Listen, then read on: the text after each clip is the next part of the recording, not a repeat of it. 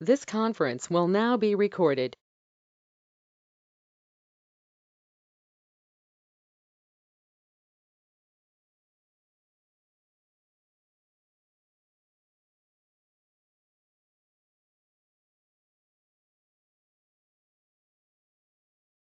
Good morning, everyone.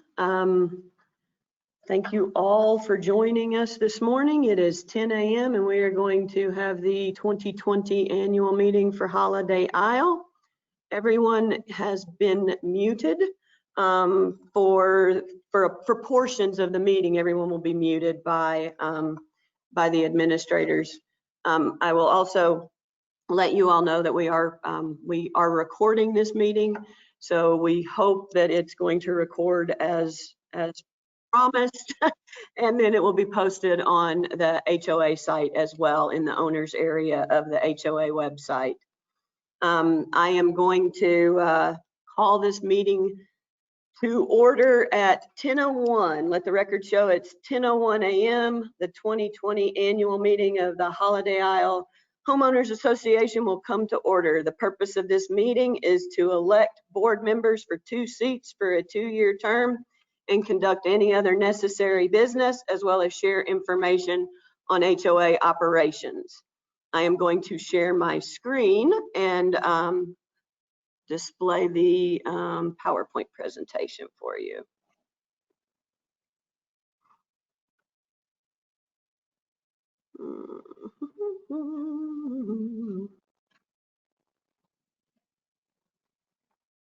Give me one moment.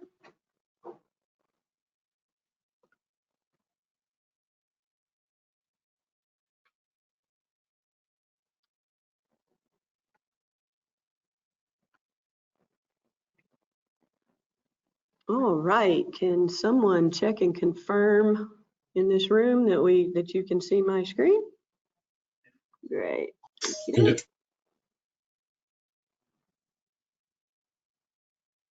Okay, let me put it in presentation mode.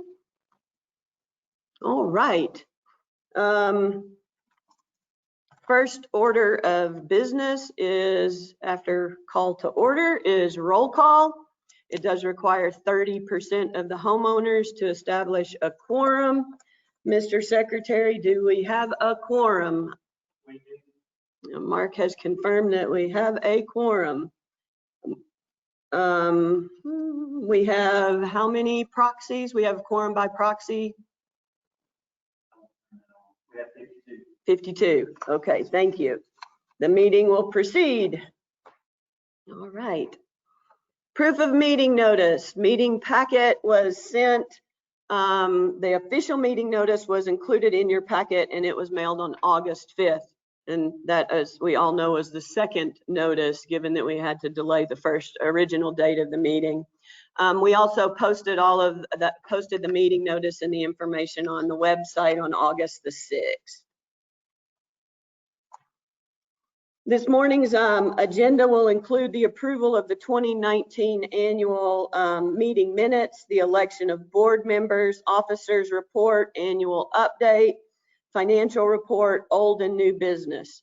Please note that we have changed the order of the agenda slightly to provide the financial report and the annual update a little bit earlier in the agenda, which will likely cover old and new business topics. Unfortunately, due to the large array of computer applications and hardware, and in consideration of everybody's time today, we're unable to troubleshoot technical difficulties during the meeting. As I mentioned earlier, we will be muting all attendees to reduce background noise and make for a better experience for everyone. And there is a question and answer session. We've got 2 different areas where there's a question and answer session. And at that point, everyone will be unmuted. Okay, I would like to make introduction. I'm getting background, is that, okay. I would like to start introductions. We will unmute during the introductions. I'm gonna have, Jada, if you could unmute the board members, that would be perfect. I would like to introduce myself. I should have probably done that. Oh my God. You're gonna have to mute them until you know.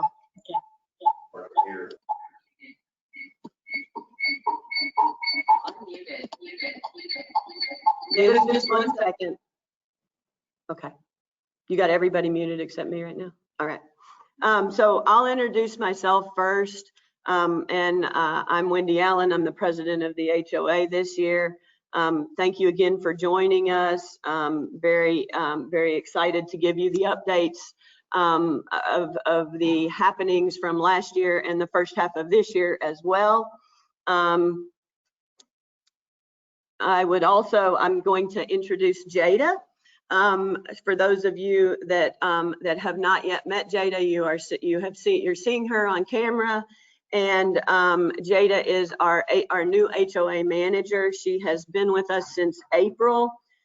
She's been a wonderful addition to the team. She has over 20 years of experience in property management.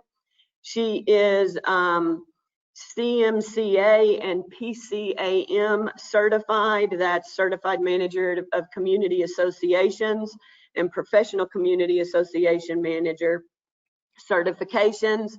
And I am going to first, Jada, why don't you say hello, and then we'll go to the board and let the board members introduce themselves. I'm going to mute myself. Okay.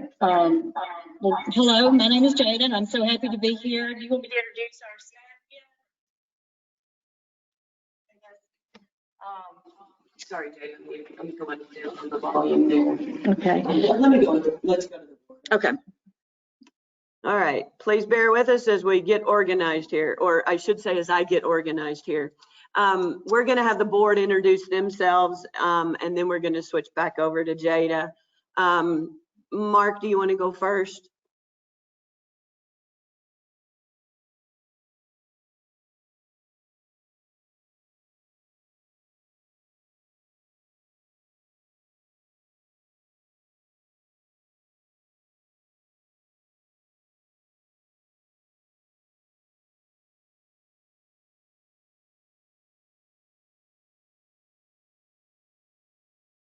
Can everybody hear me? Okay, great.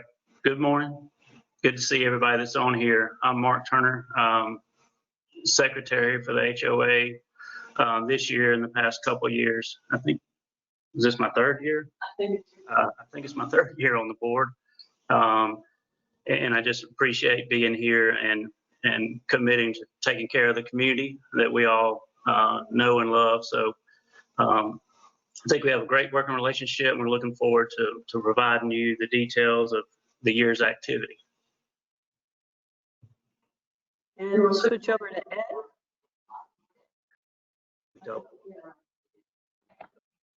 Hi, everybody. My name is Ed Holton, and I'm finishing my first year on the board as your treasurer.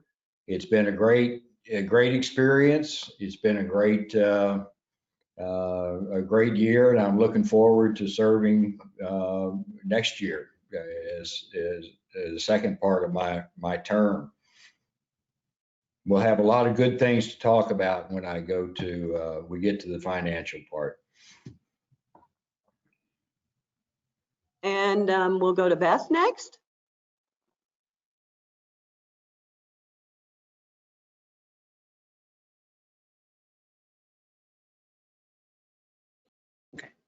All right. Hi, everybody. I'm Beth Lyons. I've been on the board about 1.5 years.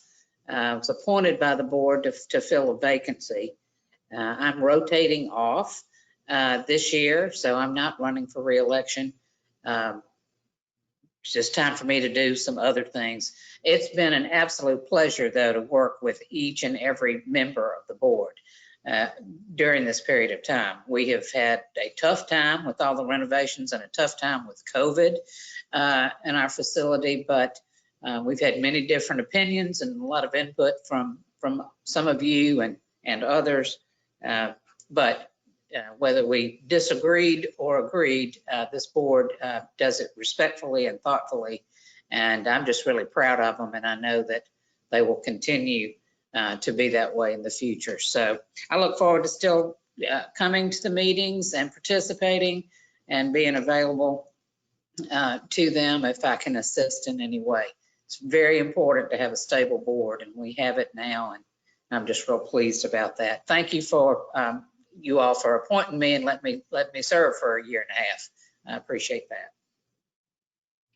Thanks, Beth. So now we've got, just for those of you that aren't, just to give a lay of the land, Beth is in her unit attending virtually.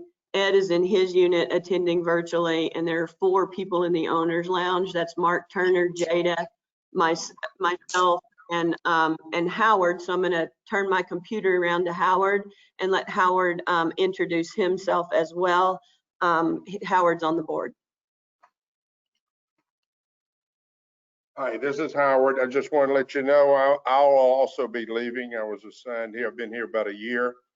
I'm also on the board on the water department here on the island, as well as the church. So I've got pretty well overwhelmed on this virus deal we have. So I'll be leaving, and we've done some great things here and made some great accomplishments. Appreciate it, and the board is in good hands. Thank you.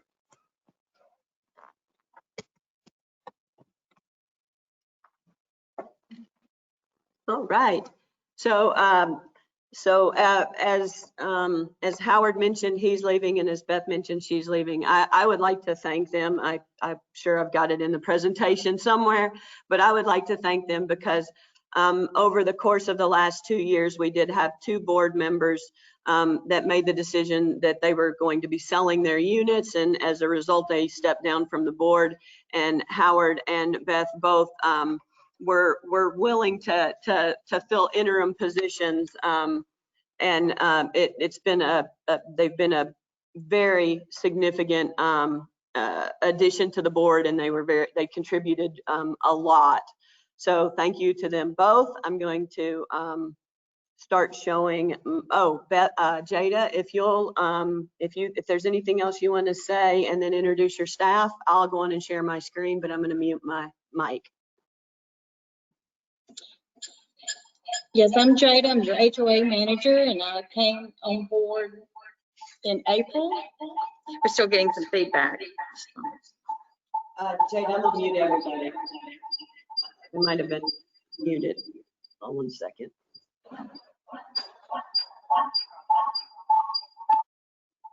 Whew, hold on.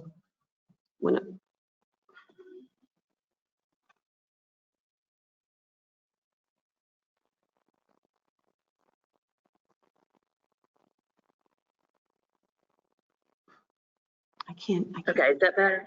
No, it's not. Sorry.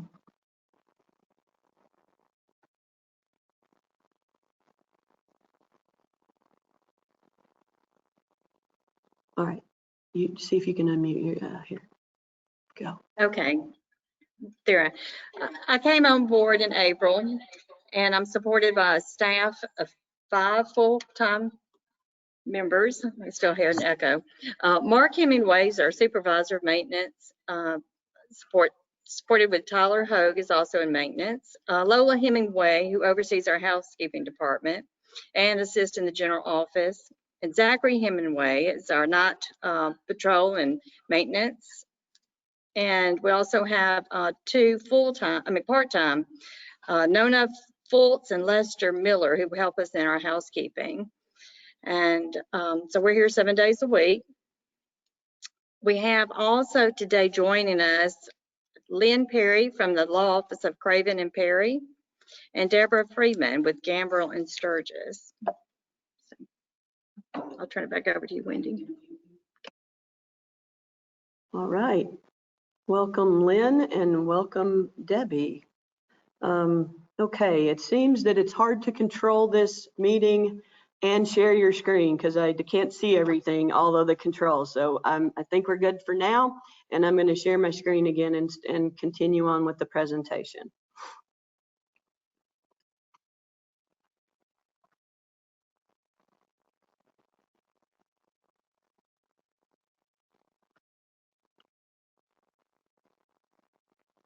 All right. So, let me do this.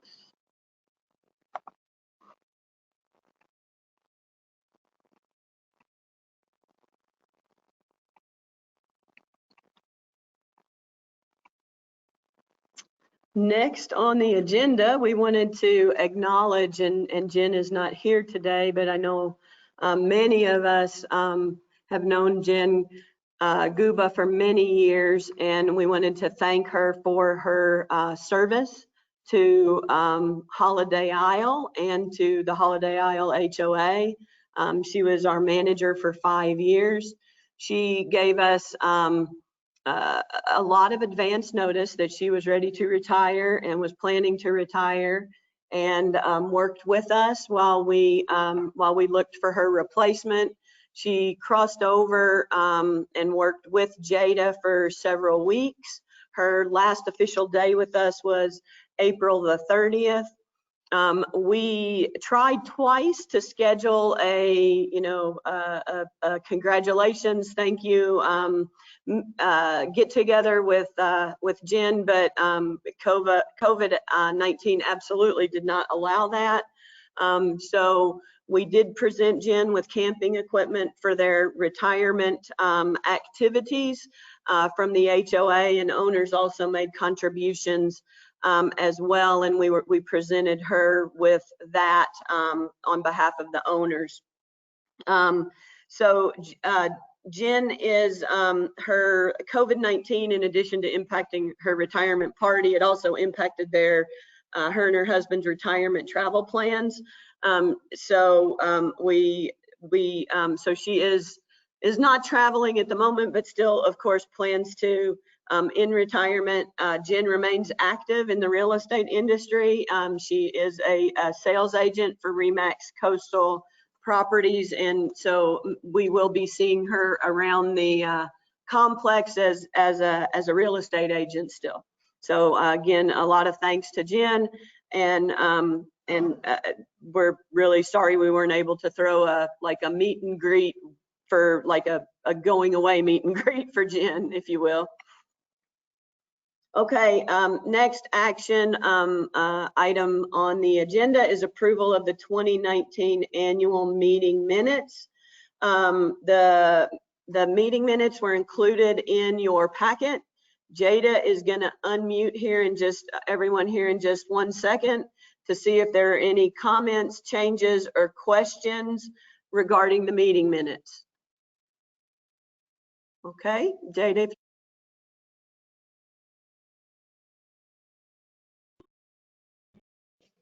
Yeah, I will move adoption of the minutes at the appropriate time.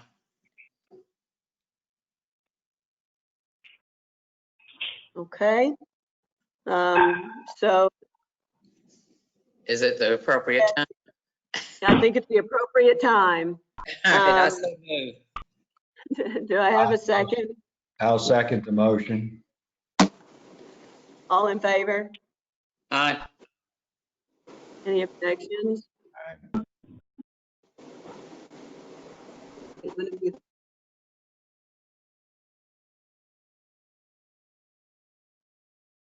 Okay.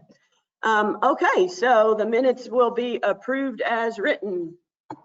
Next item on the agenda is the election of board members. So this year is short and sweet and simple.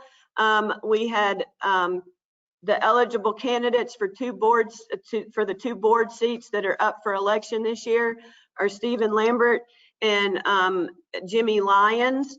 And as Beth mentioned, Beth was on the board. She agreed to serve on the board in an interim position. And her husband Jimmy has graciously agreed to serve on the board now that Beth is stepping down. So Stephen and Jimmy will be filling the two seats. We'll make that official here in a little while in the meeting agenda. Again, I want to thank Beth and Howard for their contributions and their service to the HOA. And I second the sentiments that we really do have a good board. We're collaborative, and I feel like we've gotten a lot accomplished over the last year and a half, 2 years. Okay, moving on. So officer reports. What we have done for, I want to say it's the last 4 years maybe, is the officer and committee reports are provided before the meeting as the state of the HOA.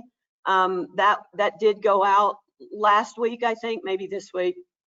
And they were provided by email and they were posted on the website.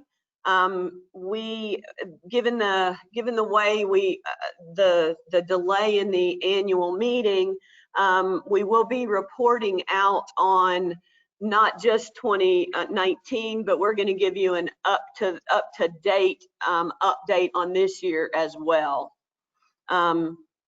So you can access those on the HOA website if you want to review them. And some of the key items from that state of the HOA will be addressed in the reports that Ed and Jada and myself are gonna give here next. All right.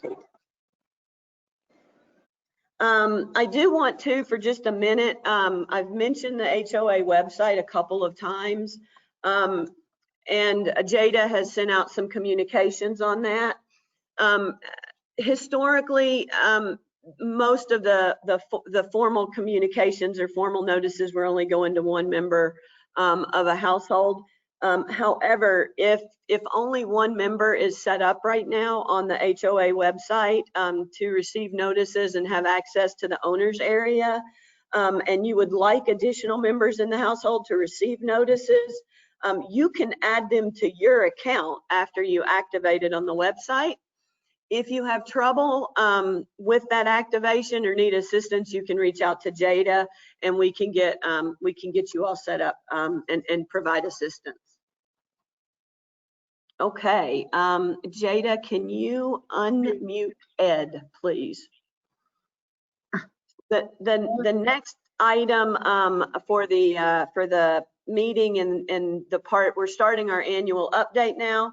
And then the next area is the financial update, and Ed is going to provide that for us. So Ed, we're gonna see if you can talk, and once I know you can, I'm going to mute myself. Can you hear me now?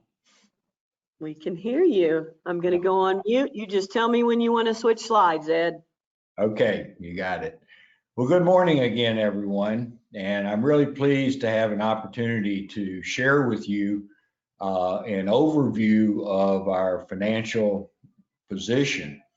What I'll be talking about is a 5-year history of both what we would call our operational budget, as well as the replacement fund and the reserves.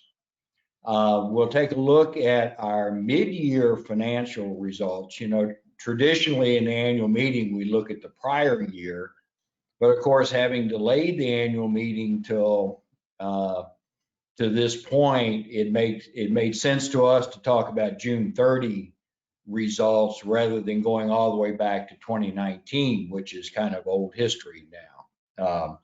We will, at the end of the financial presentation, pause to take questions and answers about finances. There's a Q&A period at the end for general questions. Okay, next slide, please.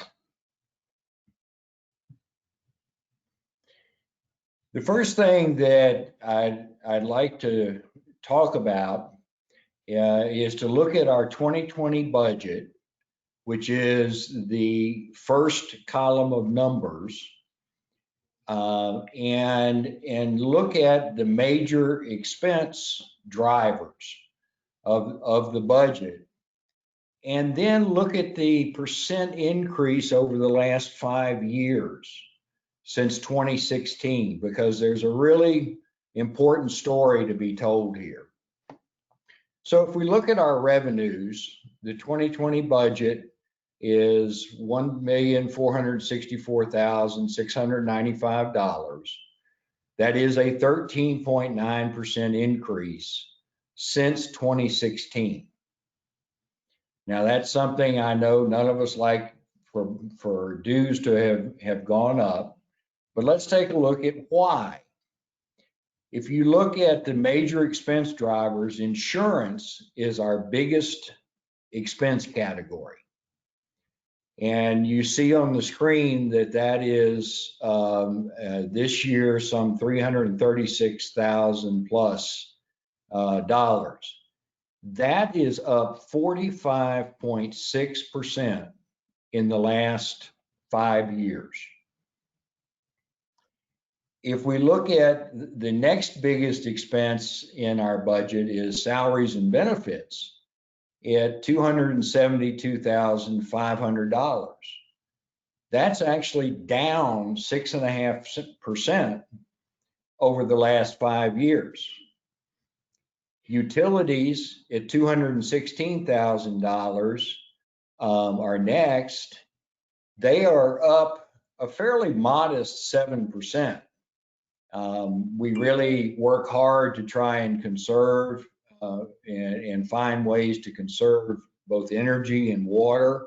And we've been reasonably successful at doing that with only a modest 7% increase.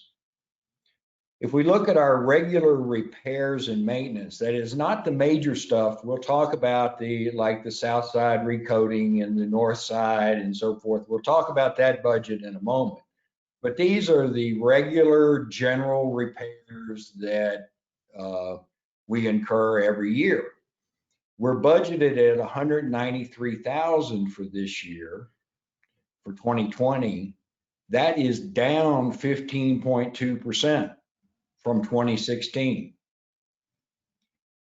The cable, internet, and phone, this is the total comm bill, is a little over $148,000, and that's up only 1.1%. And that's probably a little quirk in the numbers because it's really been level for the last four years. And then the other category, which would include things like general administrative expenses, professional services, etc., is almost $80,000. That is down 42.8% since 2016. Now, I will acknowledge to you there were some quirky things that were going on in 2016. There was a big write-off of overdue or of accounts receivable, rather, big legal bills. But the point of this slide is to say that everything that we can control, we've been reasonably successful in either containing or reducing those expenses.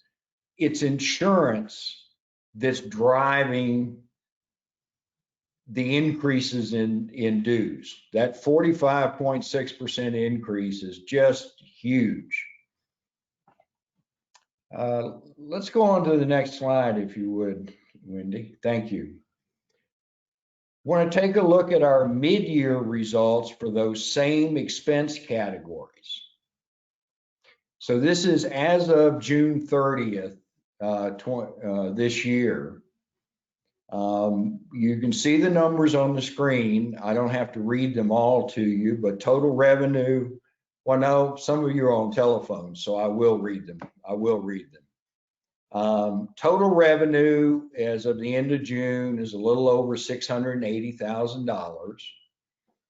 Insurance expense is almost $192,000. Salaries and benefits are at $136,000. Utilities, almost $83,000. Regular maintenance and repairs, this is the category I was just talking about, these routine repairs that we have to do every year, come in at a little under $36,000. Our total comm bill is around 73,000. And the other category is at almost 80,000. Now, the big number on this slide, though, is that we are actually running a surplus right now in the operating budget of $140,695. Now, next slide, please.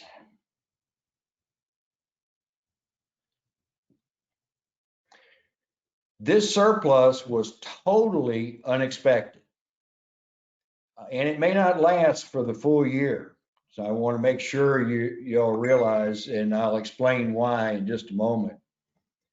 If the surplus does persist for this year, we will use it to add additional funds to reserves at year end.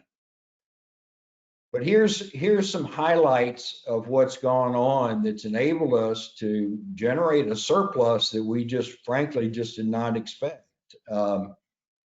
One of the highlights of this year, we were successful in obtaining what's called a PPP loan, a payroll protection program loan, in the amount of $44,300.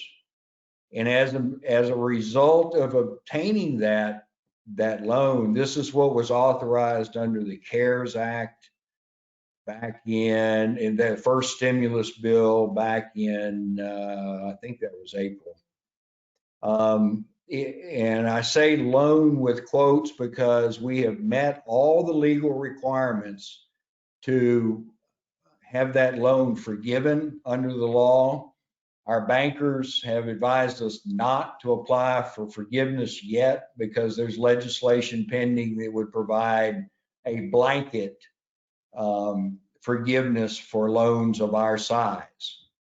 But as a result of getting this loan, we've been able to keep our staff fully employed throughout the crisis so far. The second bullet point here is we are $22,606 under budget for utilities this year. And that's due to primarily two things. One is construction on the pool. We're not running the pool pumps for the outdoor pool for many months. And we see an effect from COVID because the indoor pool, hot tub, steam room, sauna are not operating. And we estimate that cost about $1,000 a month to operate. And so COVID, the COVID crisis has actually helped us save money, which we didn't expect, but it has benefited us. Oh, the other reason too is we didn't have to irrigate this summer. It's been such a wet summer that we didn't have to use a lot of water to irrigate the grounds.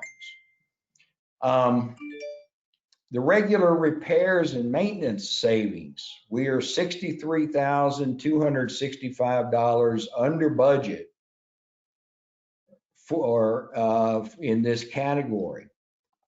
Here again, COVID has had a major impact on this because what happened is that when the pandemic started, we diverted our staff away from routine maintenance projects, and they've been heavily focused on sanitizing the facility, cleaning, and maintaining the facility and maintaining the cleanliness of the facility instead of doing some of the regular maintenance projects. Then the busy season hit, the summer, and it got hot. And so we do have some deferred regular maintenance projects upcoming, but that explains why we're 63,000 under budget. That once again, things that we didn't anticipate. None of us anticipated a pandemic.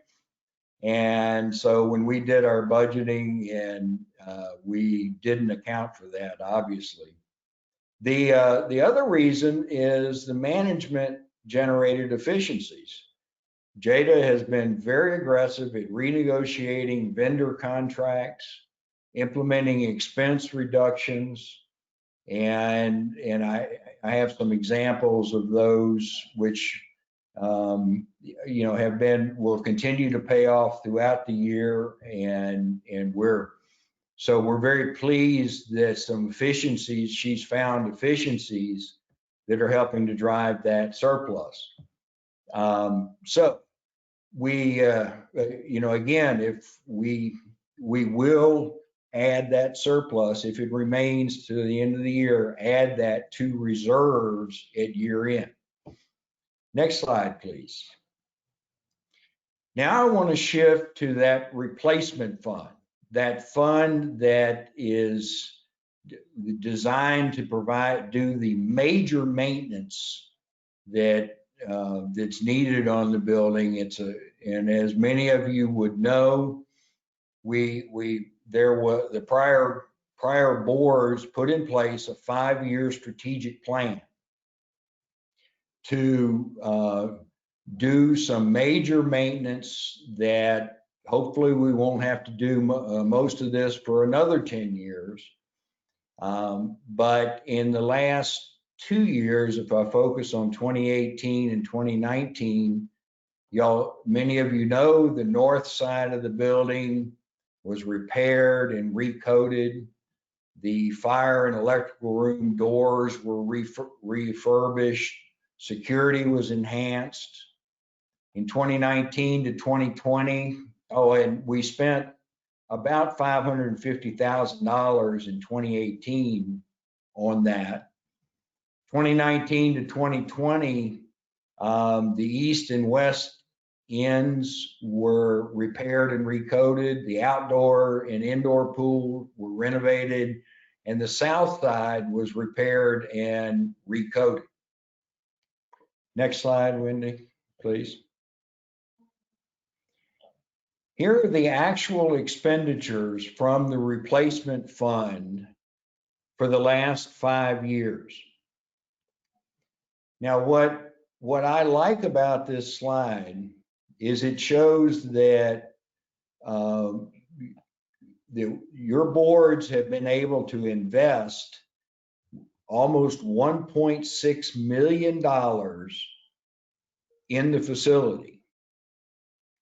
And that is maintaining the quality of the facility that we've all grown accustomed to.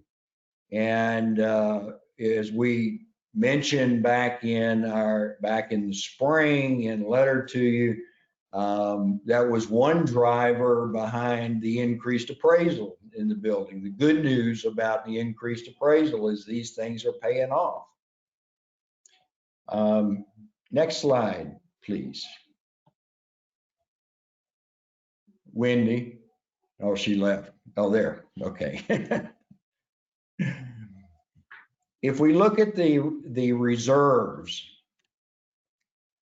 on the left side, you see the actual contributions to reserves for the last 5 years.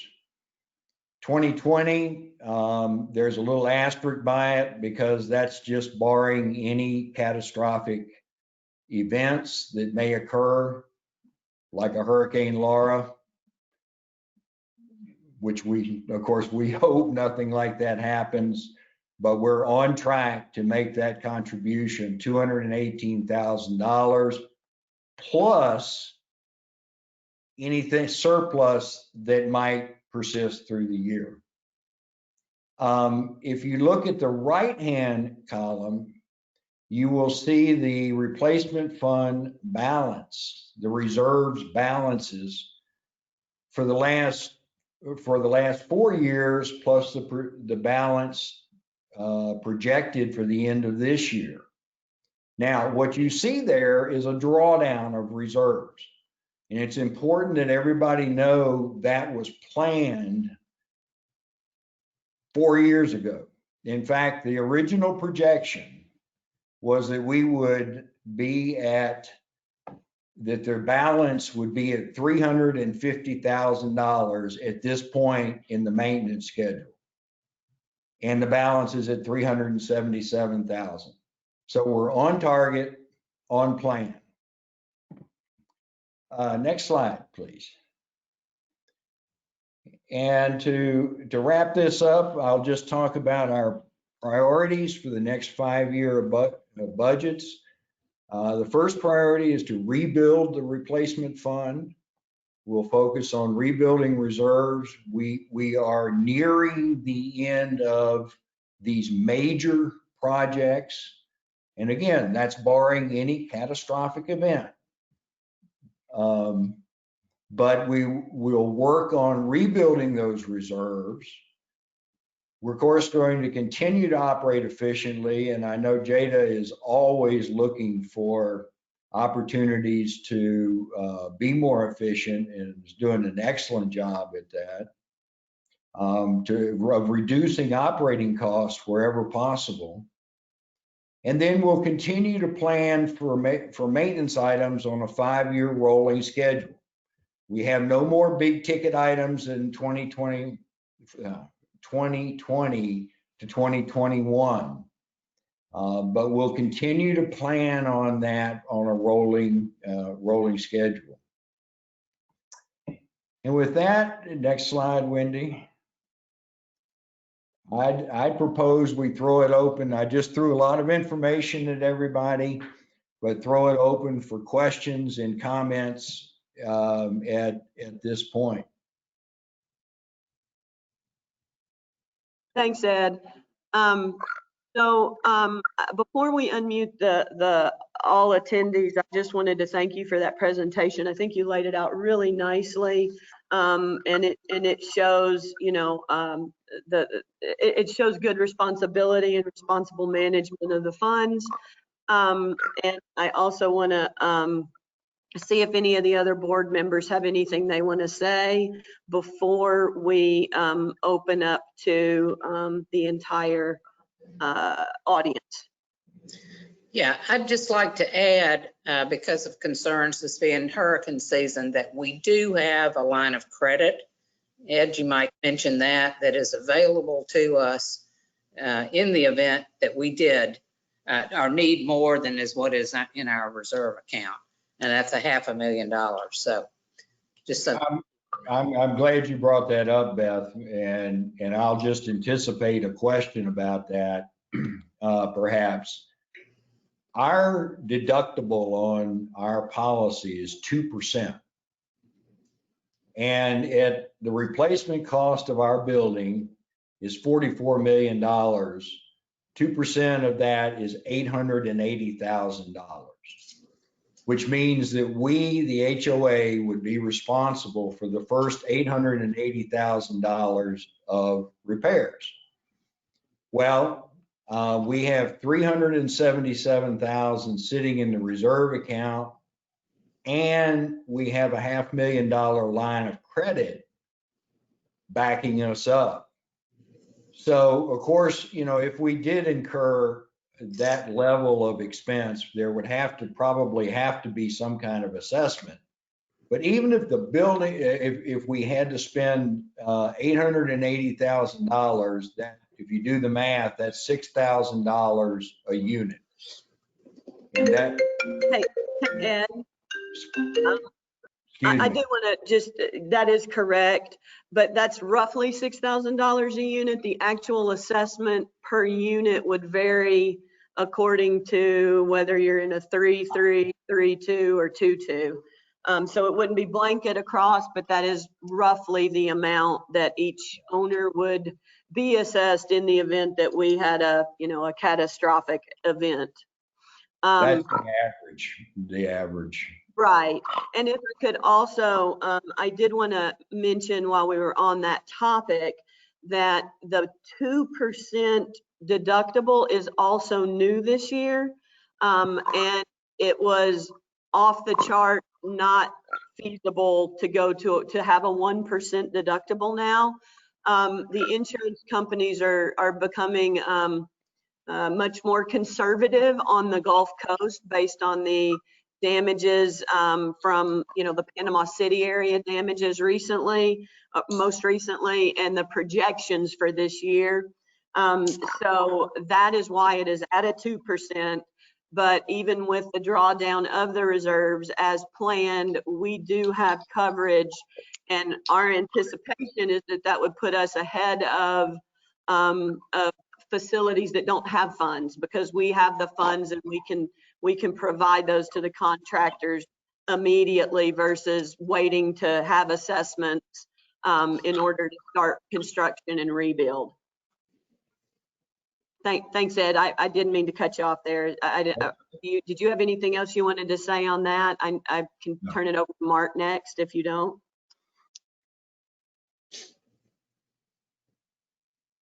I think he's good.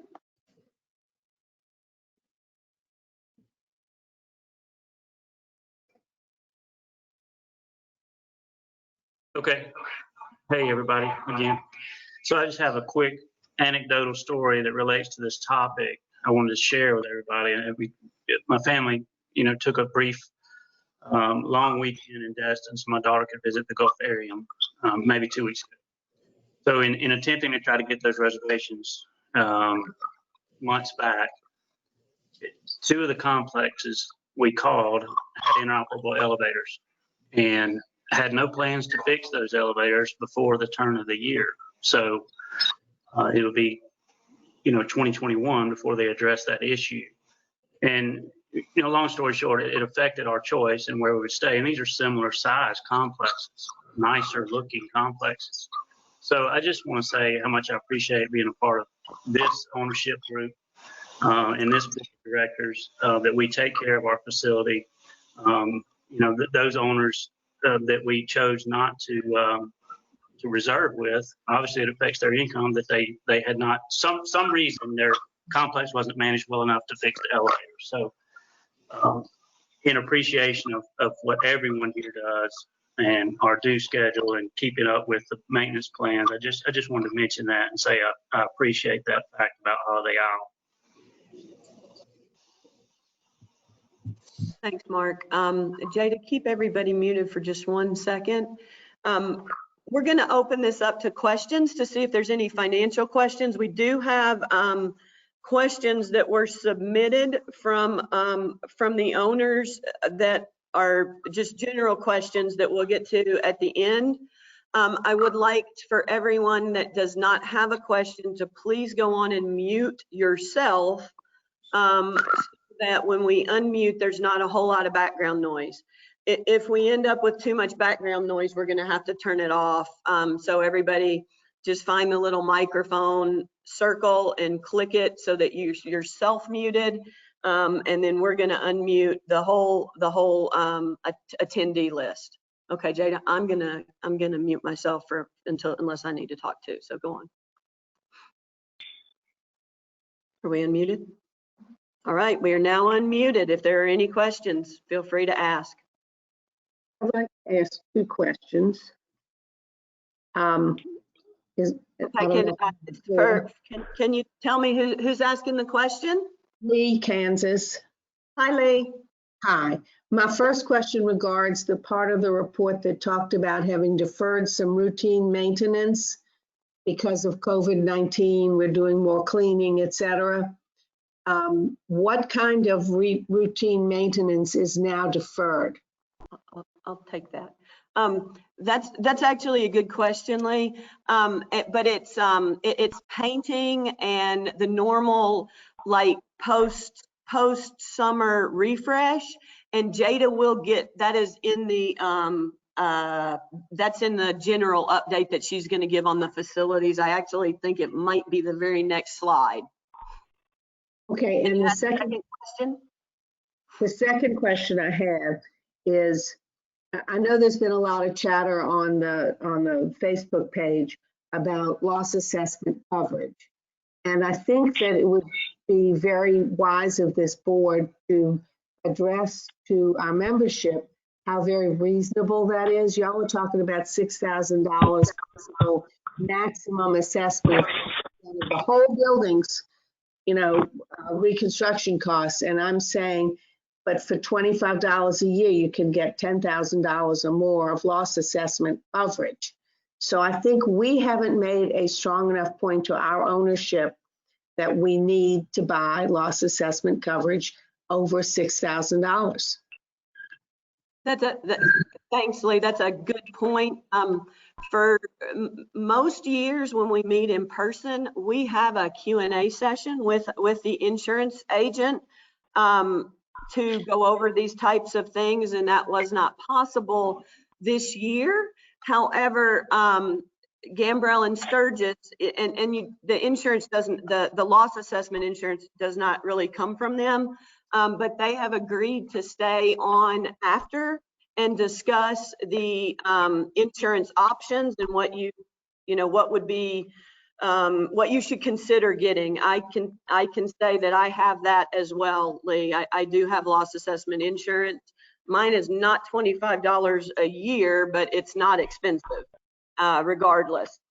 So we'll defer that as well. We'll look to also send out some communication, some general communication in the future to all owners for consideration of types of insurance they may want to look into. The HO6 comes up periodically as well when you have units that are leaking and impacting other units. Any other questions? Thank you, Lee.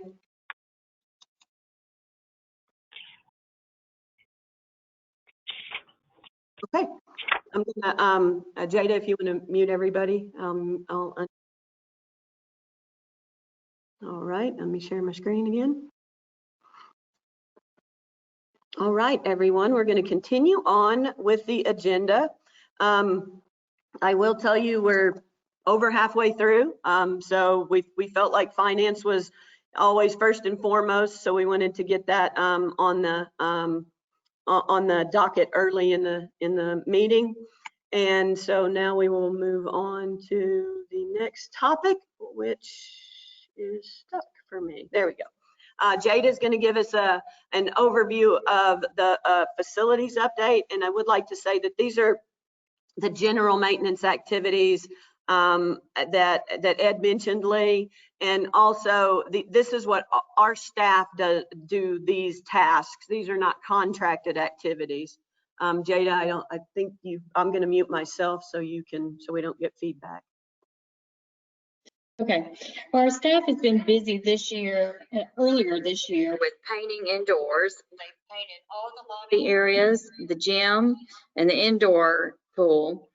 And as soon as they can this fall, we're going to do actually more painting. We have a painting of the generator that will extend the life of our generator in the parking deck. And we've also had some equipment repaired where we'll be able to do some pressure washing and more heavy duty cleaning in the garage, cleaning of grease areas and some where water's been there for a while. We're going to be taking care of that.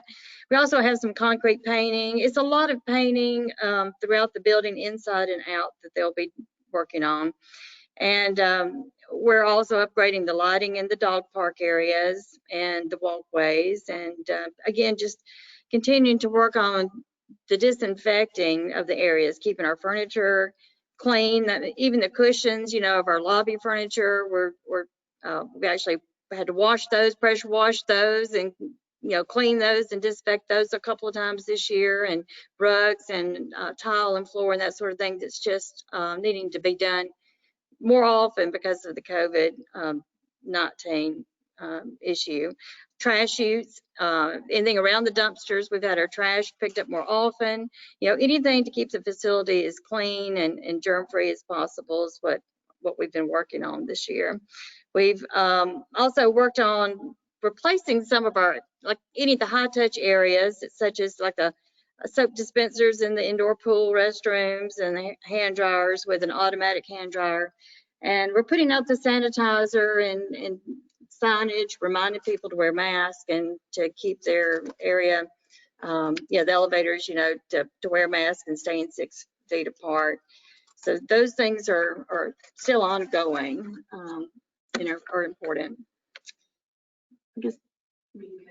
Okay, the next thing is the communications. We're trying to send out all that information, keeping everyone informed on what we are doing regularly. We don't want to inundate you, to the point where you're not looking at this, because we have, important notices that we want to send out. The state of the HOA report, any other updates concerning the facility, we're pushing through the website. Everyone, if you have not signed up for the new website, you're still getting notices from that website, but it is important to try to get connected to that and update your information. You can be sent information through email, and we'll be sending information through text. Our quarterly newsletter will be coming out soon, and unfortunately we still can't do the meet and greet this year because of the COVID-19. And I just wanted to also mention that while we were doing the transition from the website, Dave Drackless was so just very important in helping me, giving me a lot of the background and the information that was put on the original website, and helping getting that on to the new website. He saw a lot of things before I could get, to them that was important, that we needed to. He was very proactive in getting the information we needed onto it. And I really appreciate his willingness to give me the time and the background to get that done. But I think it's very useful. We can send out notices very quickly, and we'd just like for you to, like I say, put your most accurate information, up-to-date information on that, so we can get those notices to you. I'd also like to step in and say that I've worked with Dave for many years, and he was instrumental in getting us a digital footprint. He's extremely skilled at communications and websites, and he put in a lot of time and effort over the years, and I just want to personally thank him. I know the board thanks him. And he will continue to be instrumental and a wonderful resource for us. Additionally, he is still working on the cameras on the roof for us, and overseeing those, which for those that don't know, those are used by people all up and down the coast. Fishermen want to use it. And Jada, did you mention the Weather Channel thing? Okay.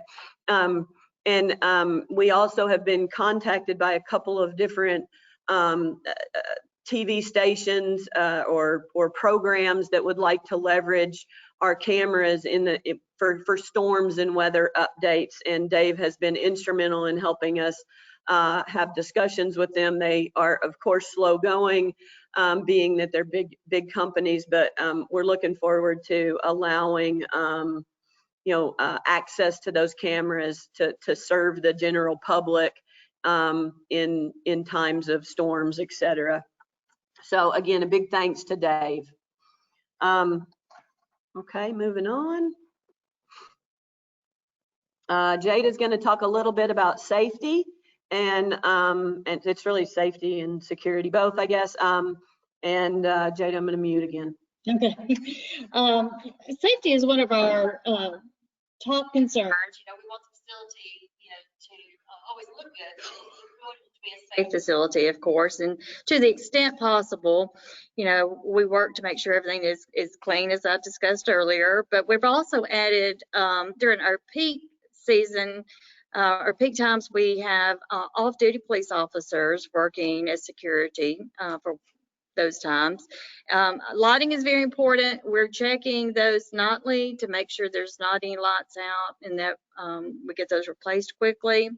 We've added, or we actually are in the process of adding the water pumps onto our generator in case there is an outage, that we'll have the water pressure that we need to have. That's not been on there yet. We've replaced all the emergency exit lights. They have about a 10-year span, and there were several. There were about 20, that were out. So we've replaced all of those. We've contracted with Kone for, it's our elevator company, for the emergency phone and monitoring, they were getting that, but there was some, there were some issues I think we've had. And if there's a problem with the elevator, they are notified first. And we've also had a little bit of a savings, with that as well. But upgraded, our Door King system, which is the gate system, and I'll be sending out some notices to everyone about that soon, that we're putting in some new codes and phone numbers to help who is actually, so we can really log who is coming in and out of our facility. And we've replaced the outdoor emergency phones, and we're doing more monthly checks. We're doing the elevator monthly maintenance checks, and just keeping more logs of those, and also logs of our pools and pool chemicals, those sorts of things. So again, we're just trying everything we can to keep it a good facility for everyone. Jada, I'm going to go back. I just thought of something that the owners might be interested in. Now that we have a GoToMeeting account for the HOA, we will be, well, they have been for several months now. Since the website came up, we are posting our our monthly meeting, onto the calendar. It is normally the fourth Thursday of the month. That changes occasionally based on board member, availability, but that is on the HOA calendar. Anyone that wants to join is welcome to join the monthly working meetings. So that is available as well if you are interested, and we will be doing them via GoToMeeting. And that will continue even post-COVID. Even if the board is all in the same room, we'll continue to host the meeting virtually so that owners can be informed and hear what's going on. If you haven't attended a monthly meeting, I do recommend that you attend one or two. You'll be amazed at what you learn. And also, all of the things, all of the items that have to be addressed, and the activities that go on just on a regular monthly basis.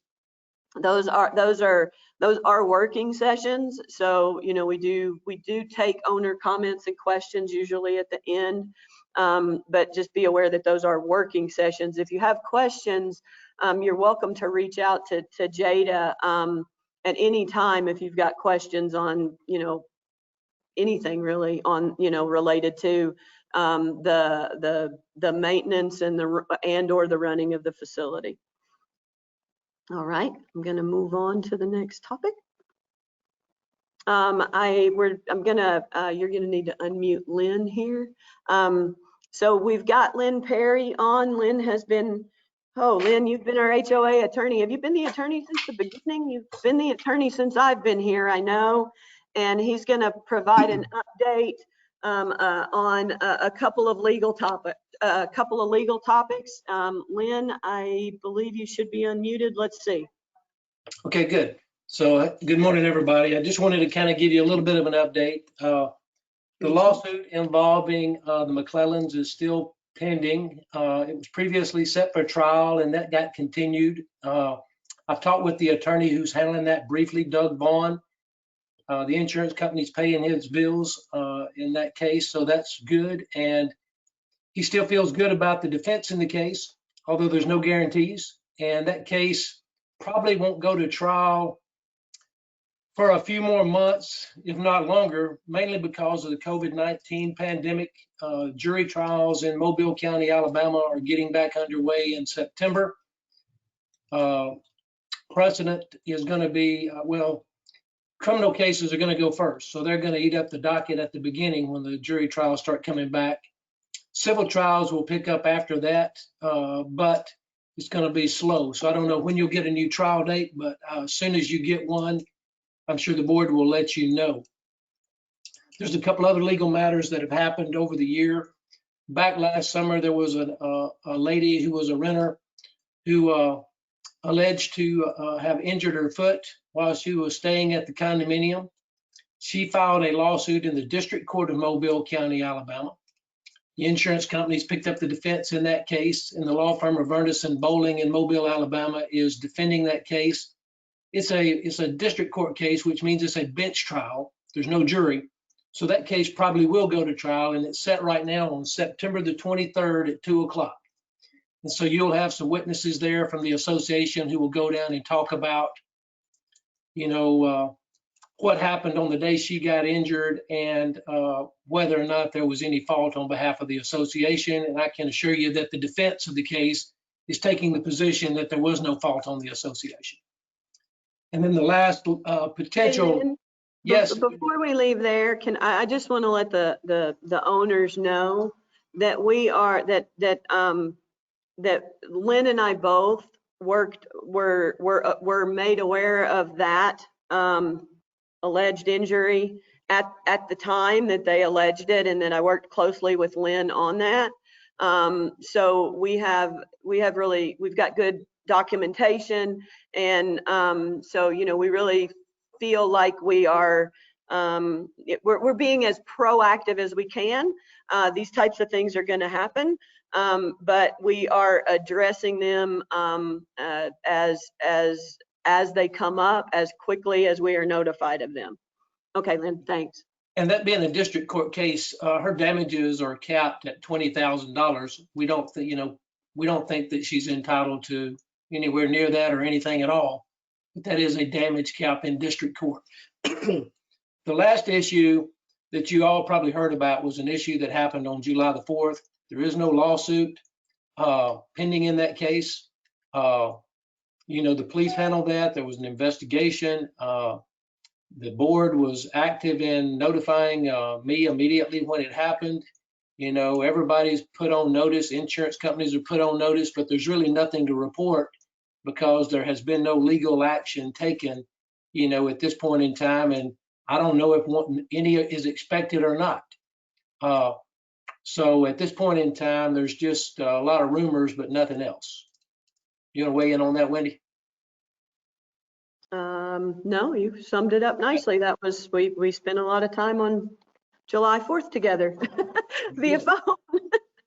So that's sort of all that's going on. I know that's more than you want to have going on, but there's those three matters, and as they proceed, we'll keep you updated. Thanks, Lynn. I always appreciate it. Lynn always makes himself readily available. I do want to just tag on two things related to the legal update. One is that the two cases that exist that Lynn mentioned, the alleged foot injury and the McClellan case. The McClellan case has been going on, I don't know, 6 years or so. It's a long time. It's been going on a long time. But we are not incurring any legal expenses on those cases. Our insurance company, and Lynn mentioned this, but I just want to reiterate that our insurance carriers are covering those too. Now we do leverage Lynn for some, periodically as needed related to those two cases, but our legal fees have not been significant, and we don't anticipate them to be. So the other thing I wanted to mention is that the cameras, we upgraded the cameras. Mark, was it year before last or early last year? We upgraded the cameras, and I think Mark and I are forgetting the time frames, but the upgraded camera system has been extremely beneficial from a security perspective, as well as from to mitigate unfounded, claims against the HOA. We do have our cameras are backed up. We can look back at them, and we can, promptly assess and see the areas of the building where things are occurring or were alleged to occur, et cetera. So that the camera system is really paying off for us as an association. All right, next. We said, so did Debbie make it on, Jada? Is she on? Okay, let's, actually, do you text with Debbie? at all? Okay.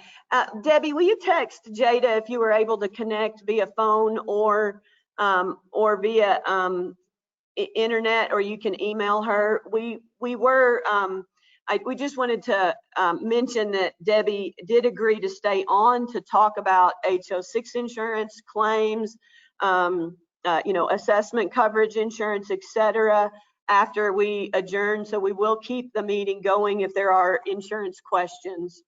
I'm going to skip through this for the moment. All right. Excuse me, Wendy. Yes. My name's Charlie Singleton. We're new owners there at Holiday Isle. And just a real quick question. Okay. The McClellan Welcome. case, we have no knowledge of it. Just very, very briefly, if you could let us know just a little bit about that and the July the 4th incident, please. Yes, sure. Lynn, can you give a high-level overview of the McClellan case? Yeah, excuse me. The 30 McClellan- second view. The first one, which was the McClellan matter, it involved some former owners of a unit. And those owners of the unit, they alleged some issues with their unit with regard to ultimately issues with mold and mildew in their unit. And what was the causation of those?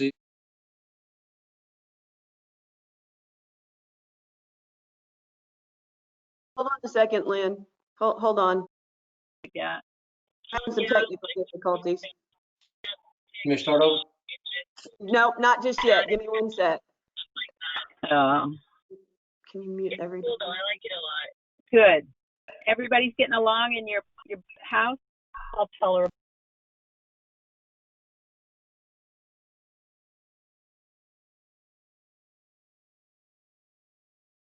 Can you hear me? I cannot hear you. That's because I didn't unmute myself. I only unmuted. Now we're good, Lynn. Go. We were getting some background noise. Sorry about that. Okay, yeah, so the McClellan matter, it involved some former unit owners who had a unit in the building.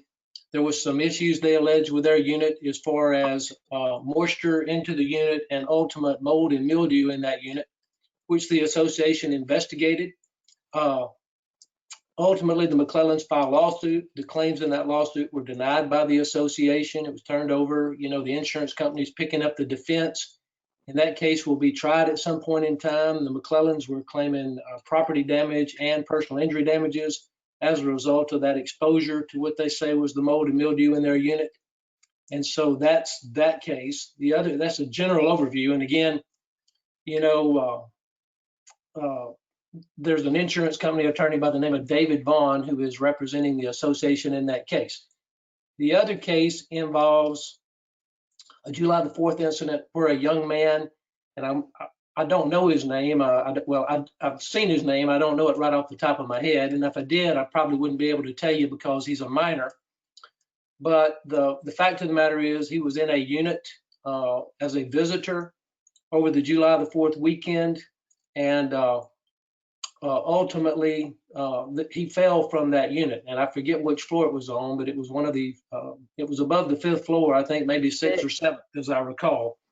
It was the And 6th. the young man was injured. He was taken to the hospital, and you know, he's, I don't know what his current status is, you know, but I do know that he was taken to the hospital, and you know, he was stable the last time that I saw anything about him, which was really good, which was good news for him. We don't know of any fault at all on behalf of the association, but in an abundance of caution, we turned it over to the insurance company, and we have kept up with the investigation that was going on with the police department there on Dauphin Island with regard to, you know, what happened on that particular day. So ultimately, it wasn't any defect in the condominium or anything like that. You know, and if I told you, it would be speculation, but he was on the balcony and he fell off the balcony, and there, you know, the rails are still there and the rails didn't break or anything like that. It was, you know, nothing that we can see that was anything at all related to anything that the condominium association did. And there wouldn't be anything we know of that the condominium association could do to prevent it. So those are those two cases. Well, one case. But that's not a case, yeah. The other ones, the fall from the balcony is not a case. And so we don't know whether or not to expect a case on that or not. The fact that it was a minor concerned everybody. And so we wanted to be real proactive about that. Thanks, Lynn. I will just let the owners know, because it's always a question, that it was not a rental, and it was not a renter, and it was not a rental unit. So that will answer that question, so that we don't have to speculate on that either. So with that, we are going to open this back up for Q&A, so that there will be time to ask additional questions, everyone. We're going to move on. We did have an incentive for owners to turn in their proxy, because we weren't having an in-person meeting.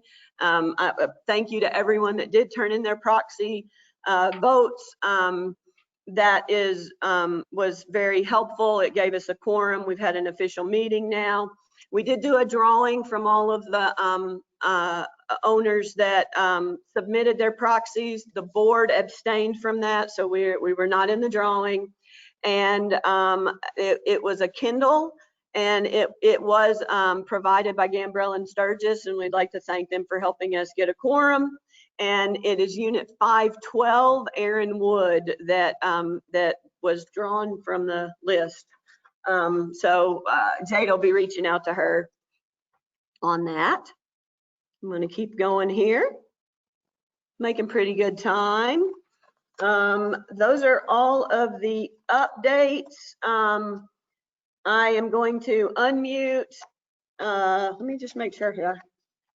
Yep, I'm going to unmute and see if there's any old business or new business from the floor, and then we'll continue on. You want to unmute? So go to meeting, not even Zoom. Okay, so does anyone have any old or unfinished business to discuss? Somebody's raising their hand, I think, but I have trouble seeing the camera. Sorry. That's Lee. Sounds like Lee. So Jada, if you're able to mute everybody, we got way too much background noise here.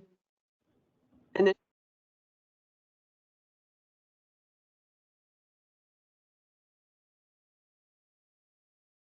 Lee, we're trying to unmute you alone. Just 1 second here. All right, give it a try now, Lee. Point of order. When you did the election, you announced that we had 2 candidates. You introduced them. You never announced that there was a vote. And I know that the proxy votes count, but you have to announce that we're electing them. There was never an election. You're 3 slides short. It's coming in 2 slides. Well, I thought we were electing them when we were back on the beginning. Go on. Okay. No, we were just announcing that those were the candidates, and the proxies were being the votes were being tallied. Okay. Anything else? Let's unmute one more time. Yes, this is Dr. Parks. I just wanted to let everybody again know, as the minutes noted also, that we have an AED in the lobby, and that's an automatic electronic defibrillator that is for use by the staff or qualified personnel in case of an emergency. And that is another safety issue that y'all have provided, which is excellent. Thank you. Thank you.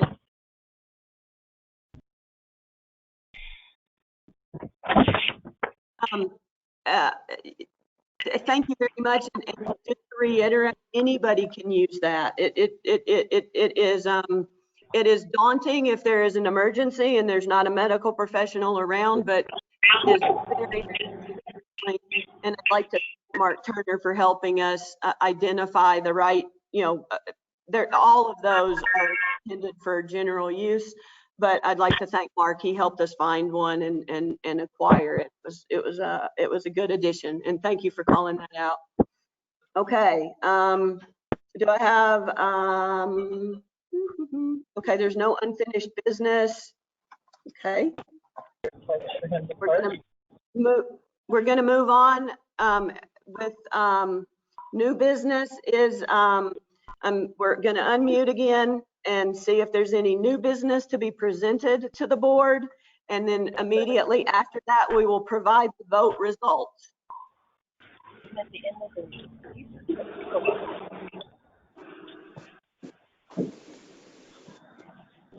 All right, if someone has new business, please raise your hand on the camera. The background may be keeping people out. This is Ryan Matthias. I don't know if you can hear me or not.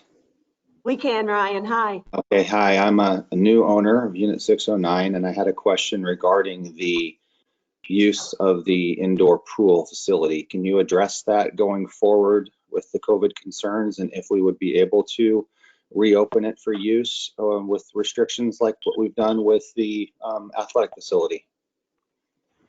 Yes, that is actually on the questions that were submitted, Ryan, and it might have been you all that submitted it, so we'll go over that here in just a moment, if that's okay. Very good, thank you. Thanks, and welcome. Oh, thank you. All right. Do you see anybody? All right. Yeah. Okay, Jada, will you mute unmute myself? Okay. All right, so moving on from old business and new business.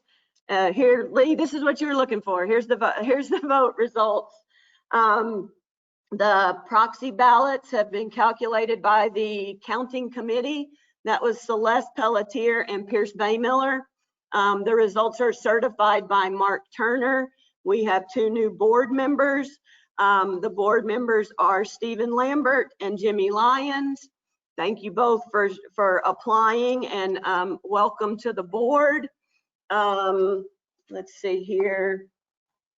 Okay, we're going to go into questions and answers now.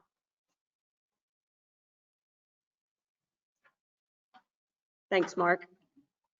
One other thing, to Stephen Lambert and Jimmy Lyons, we do need to have a working board session immediately following this. It's usually pretty easy because everybody's here.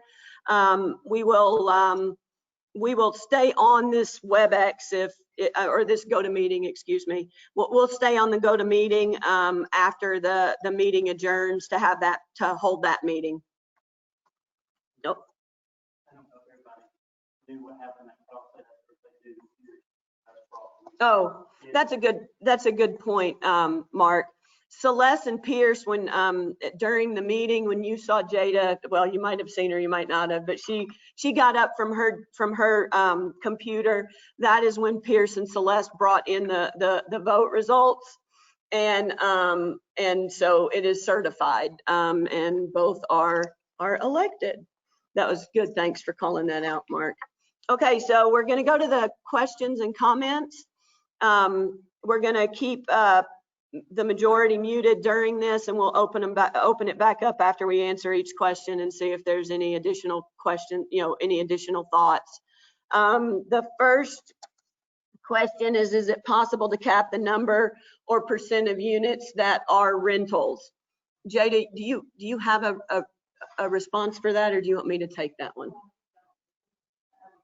Okay. I mean, I can ad hoc it, it's fine. So I'll start on that one.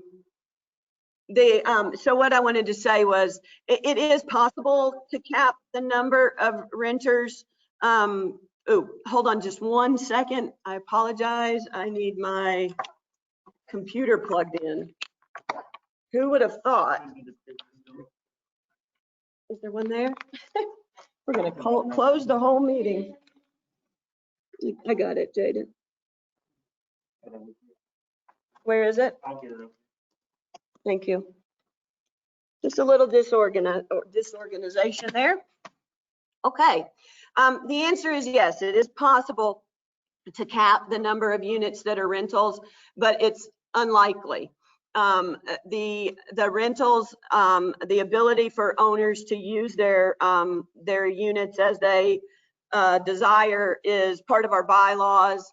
It would require a vote of the members, and it would have to be an affirmative vote of 66 and 2/3% of the owners would have to vote in favor of capping the rentals. I can tell you at the moment, there's more than 50% of our owners rent in some capacity. And you know, a lot of owners that don't rent would not want to lose that, the ability to do so in the event that they needed to, you know, for financial purposes or whatever. One other thing that would need to be considered if that was to happen is that there is a significant amount of oversight by the HOA if we were to cap that. And that is because we would need to be overseeing all rentals at a much closer level. Closer is not the right word there. A more intense management of rentals, because we would have to make sure that you know, that it's properly capped. So Jada, do you want to add anything else to that? You good? Okay. Will you unmute and see if there's any additional questions related to that?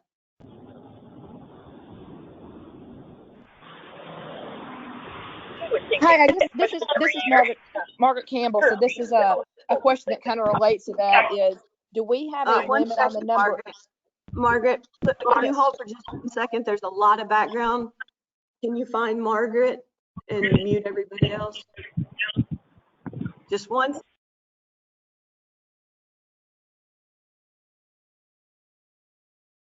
Okay, Margaret, please continue. I've unmuted myself. Can you hear me?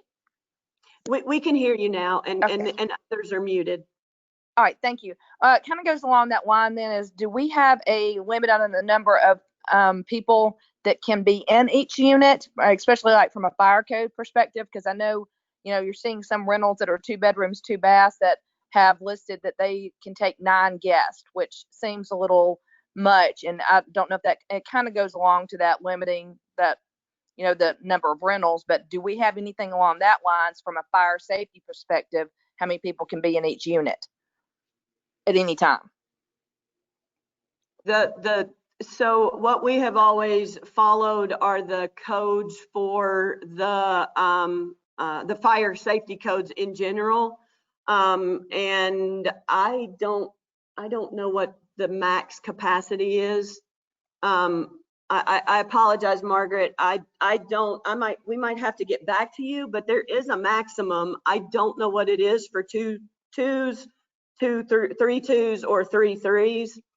But we do appreciate that it is often exceeded, but I can get you the, and that is a challenge to oversee.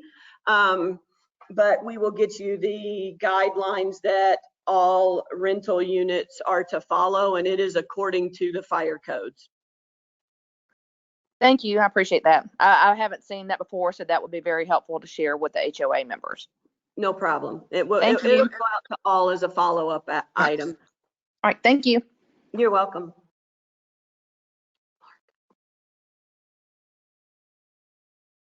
Okay, Jada, can you, well, I'm going to move on to the next question, and then we'll open it back up and see if there's questions. What is the parking policy and how many vehicles are allowed per unit? Jada, I'll let you take that one if you don't mind. Okay, currently there's 3 vehicles for each unit that's allowed. So we can give those parking passes if anyone, you know, any group that comes to a unit rents. We also are taking the top of car and their tags as well and keeping those on file.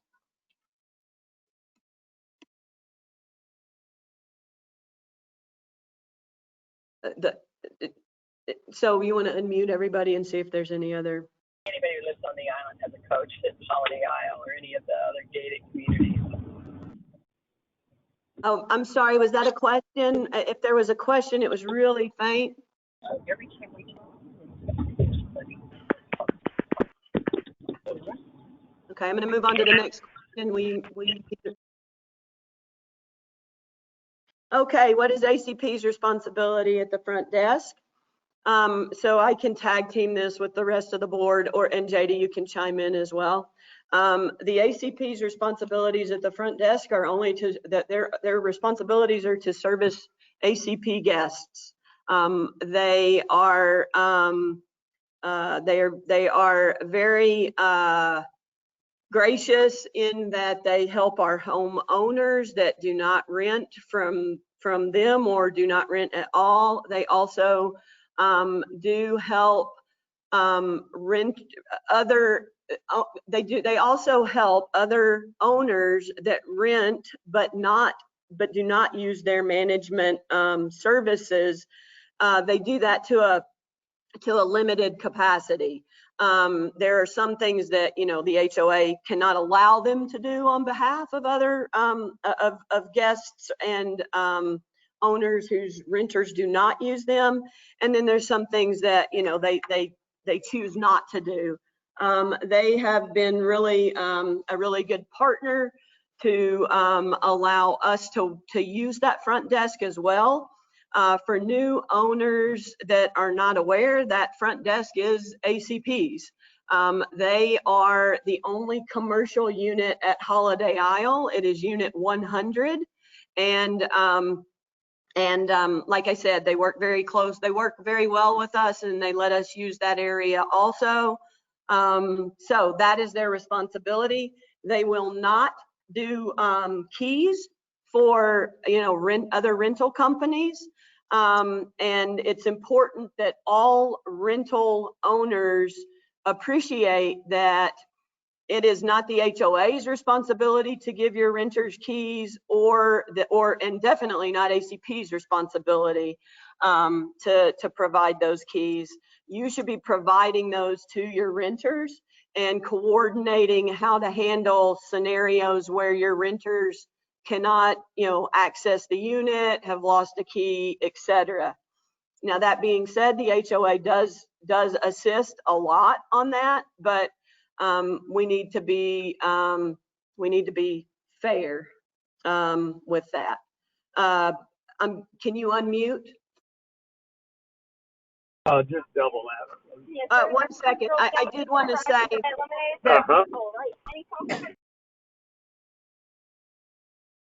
I apologize. We might not be able to unmute again, so we might have to just look at the video. We've got some background noise from I don't know who, but it's coming over pretty loud over here. One other thing that I wanted to mention is I think in Jada's slides, she had mentioned that we're looking at a new, we are looking for a solution. Well, she mentioned that we're rekeying the current door locking system for better security and better control. We are also looking for a new solution. And when we have that solution, it will provide much more flexibility to the owners that rent and do not use a management company, because it'll give you more flexibility to manage that, without cards, etc. That is not slated for this year, but we are starting to do the research on it. So there is a better solution coming. Okay, Jada, if anybody has a question on ACP's responsibilities at the front desk, we're going to try and look at the video at the cameras and see if y'all have a question, and we'll unmute you, but unmuting the whole group is not working at the moment. Nobody? Oh, yeah, just raise your hand. Sorry, that's what I meant. Okay. Can you unmute Ed, please, Jada? Next question is, why do we not have a line item budgeted for legal expenses? And the question following that is, what exactly is the $8,000 in bad debt? And I'm going to let Ed explain both of those. Okay, thank you. The legal expense item, what you caught was an error we hadn't caught yet when we changed to finite for our accounting services. account number 70300 was labeled professional accounting fees, and it should be professional legal fees. So we do have a line item. So Lynn, don't worry, we have some money in the budget for you. It's just that the label is wrong and we need to get that changed. The $8,133.90 in bad debt is related to the unit that Lynn Perry talked about, the McClellan unit, 522. And we're advised by our CPA to write off the back dues or due on that unit. So that it's highly unlikely we would ever collect those. And so we've written them off this year. Ed? Yes. Okay, are you finished? Yes.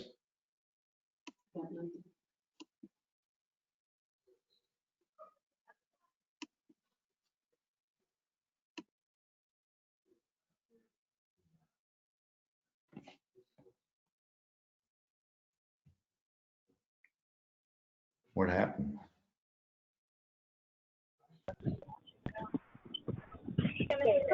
Thank you. My pleasure. I think Wendy left. So we turn that left turn signal on and just let you out. Have a great All day. right, we got is this got napkins and straws? Thank you. Thanks. Okay, so we had some technical problems. Someone here.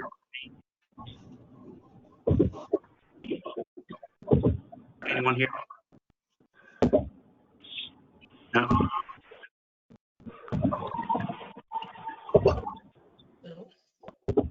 Jada or Mark, can you explain what's happening?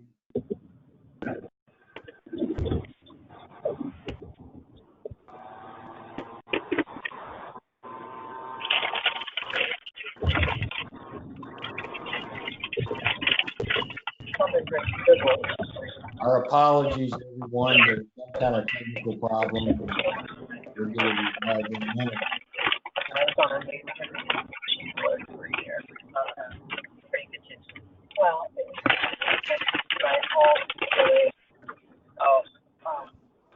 Wendy's offline now. It looks like there's been a mass cleansing. And then you yell at people, why are you doing that? What's wrong? So just read, this is what it is, this is what we're going to do. Read the differences, and then we highlight it. Can we tell who that is? Yes, it looks like it's caller 11 and caller 2, so it's calling users. If they're not muted, they need to mute.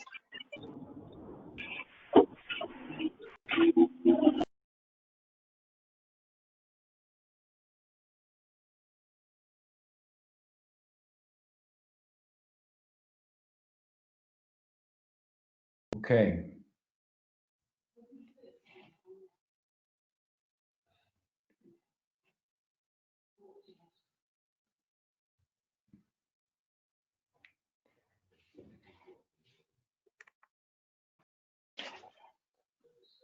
So Wendy's Jada, can you got hear Wendy on me? the phone and she's on her way to her condo. They lost internet access down in the conference room. So she's going to try to go to her unit and get access there. Oh, goodness. Yeah. Jada, can you hear me?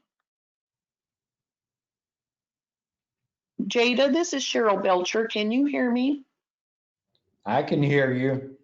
Okay, this is Cheryl Belcher of Bob and Cheryl Belcher. We're new owners for 716. And I'm just going to throw in a question then while we're waiting.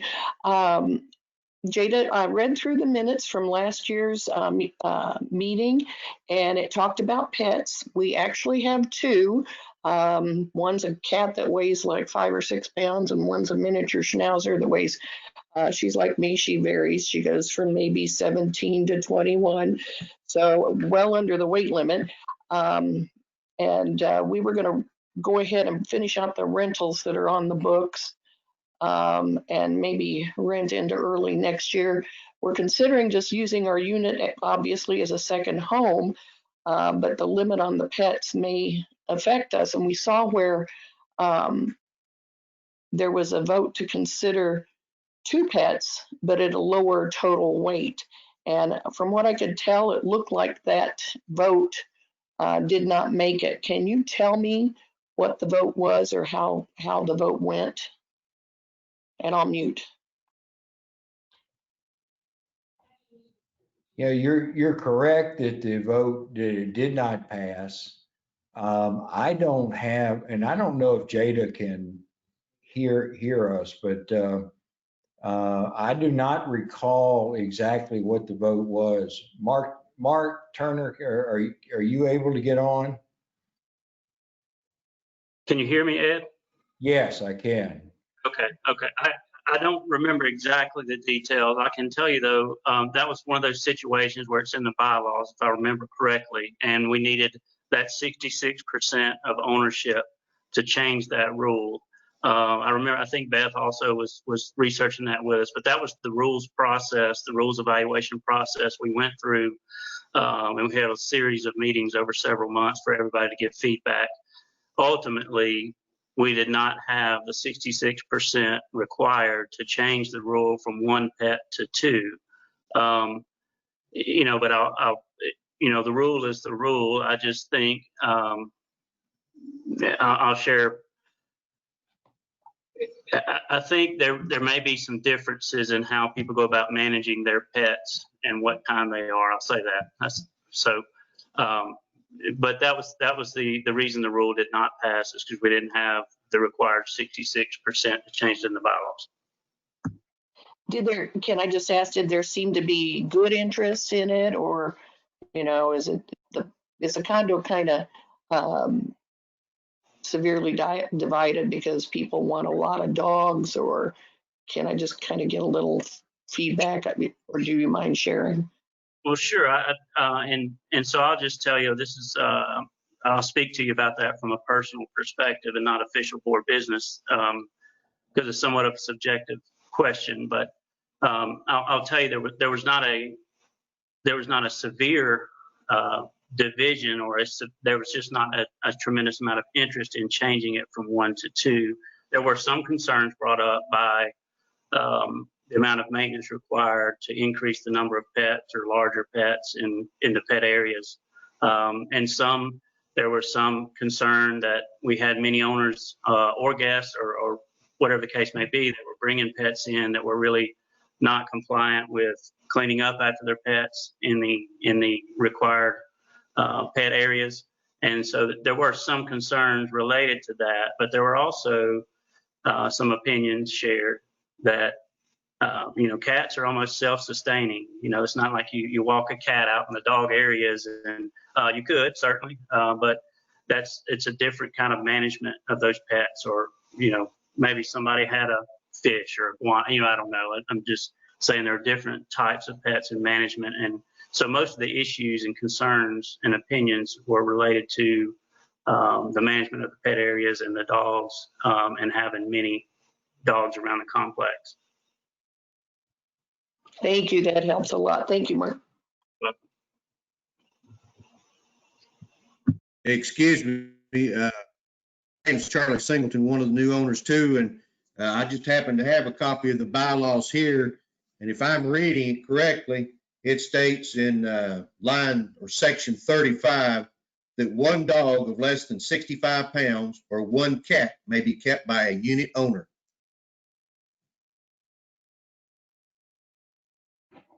Yes, that's correct, I believe. And yes, that is the written rule.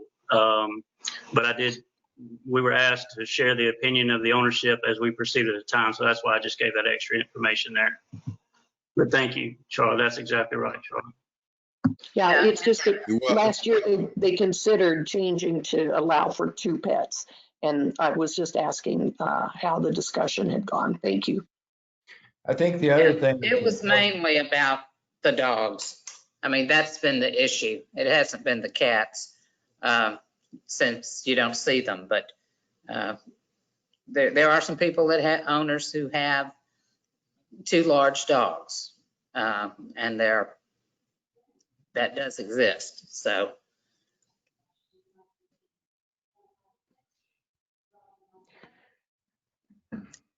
I think we could probably go on with the queue and the questions and comments. I know Wendy will get back on when she can. But I'm thinking, Beth and Mark, I'm thinking we can try and continue. Do you agree? Wendy's on Mark's computer now. We had a blip and my computer is not liking it well. Okay, So I'm on Mark's computer. take it away. I think I heard that there was a question on the, on how the vote was for two pets. And I will tell you that it was less than, we had less than the 66 2/3 required votes submitted, and it was less than 50% favorable, if I'm remembering correctly. We can certainly look at that in the future. I mean, and get you the actual numbers for the pet one. Jada, do you mind telling us what the next question is? We can just go to the next question. Sorry about the technical difficulties, everybody. The next question was, can the gym be reopened for the owners? And we do have it open at this time. You just have to schedule it online. Are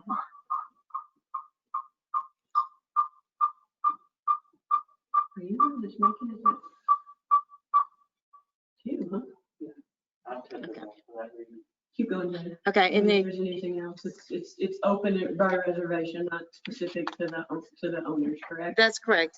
And another question was the indoor pool, you know, why we can't open that. And that is because it is under a air filtration system. It's indoors, and it's just right now with the COVID requirements, you know, we're not opening that up, but we just can't, you know, we just can't manage it, and you know, with the few people, and it'd have to be scheduled just like the gym. So at this time, the indoor pool is not open.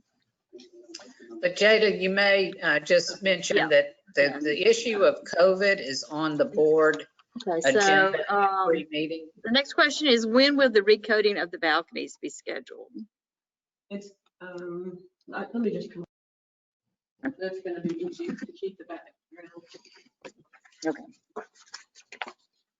It's not on there. So. Okay. Hi, everybody. It's me again. I'm just hopping from computer to computer. The balcony rescheduling is not slated for 2021. I can tell you that. We did get quotes for that as part of this, the most recent resurfacing project. And it was very expensive. I can say it was over $1 million to recoat all of the balconies. We did an assessment of the balconies, and they're actually holding up very well. If your balcony is in need of, if it's dirty and is in need of refreshing, you can clean the balcony. You just can't have the water and the soap go over the balcony edge onto the units below you. So that is an option. Additionally, if it is, you know, like permanently stained or in need of a refresh, we do have the coating that we use in the breezeways. And that is it's a professional floor. It's not a paint, but it's a professional floor material that we can put over the existing balcony, the balcony surface. We have done that on some units that were in bad shape. If it is beyond a refresh, and you can reach out to Jada if you think your your unit is in need of that and cleaning doesn't resolve it. If there are, you know, areas where your balcony, the coating is coming up, we will, please reach out to the HOA, let Jada know. We'll do an assessment, and then we'll determine if that is in need of a repair or a replacement based on the state of that deck. So those are the options at the moment. And when we do resurface the balconies, it is the same surface that was used on the, like the pool area. It may be a different color, but it's the same material. It's a high quality commercial grade, decking material. Okay. And that's it. That's it. So why don't you see if there's any additional questions? Okay.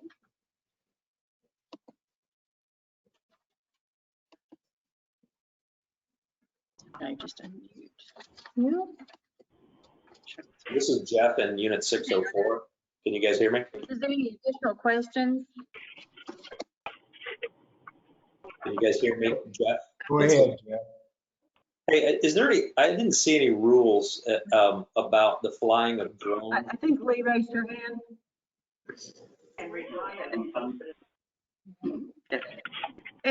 We've got everyone unmuted, so you might be self-muted. If you have a question, unmute yourself. So I'm unmuted. Can you guys hear me? Yeah. Okay. Are there any rules regarding the flying of drones off the back of the building? We've noticed several lately, some hovering right over our balcony. I'm just curious what the rules are on that.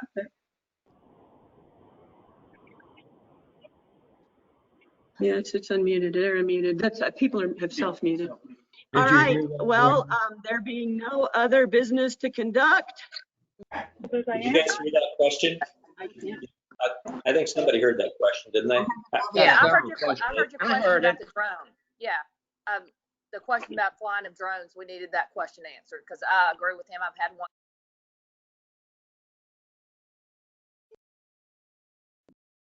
Hey, Lynn. Wendy, can you hear me? Yeah, the question's about a drone. We don't have any. The flying of drones. We have no rule that prohibits that. Okay, perfect. Thanks, Lynn. I have a question, if you would. While we're talking about new rules for things like drones and things that we didn't have in the past, I'm very concerned that our bylaws do not actually provide for electronic meetings and electronic voting at the meeting. We can't hear you. And then you had to send in things ahead of time and vote for things. And anything else that came up on the agenda had to be voted on ahead of time without even knowing what it was. Okay. Betty, I don't think we're having.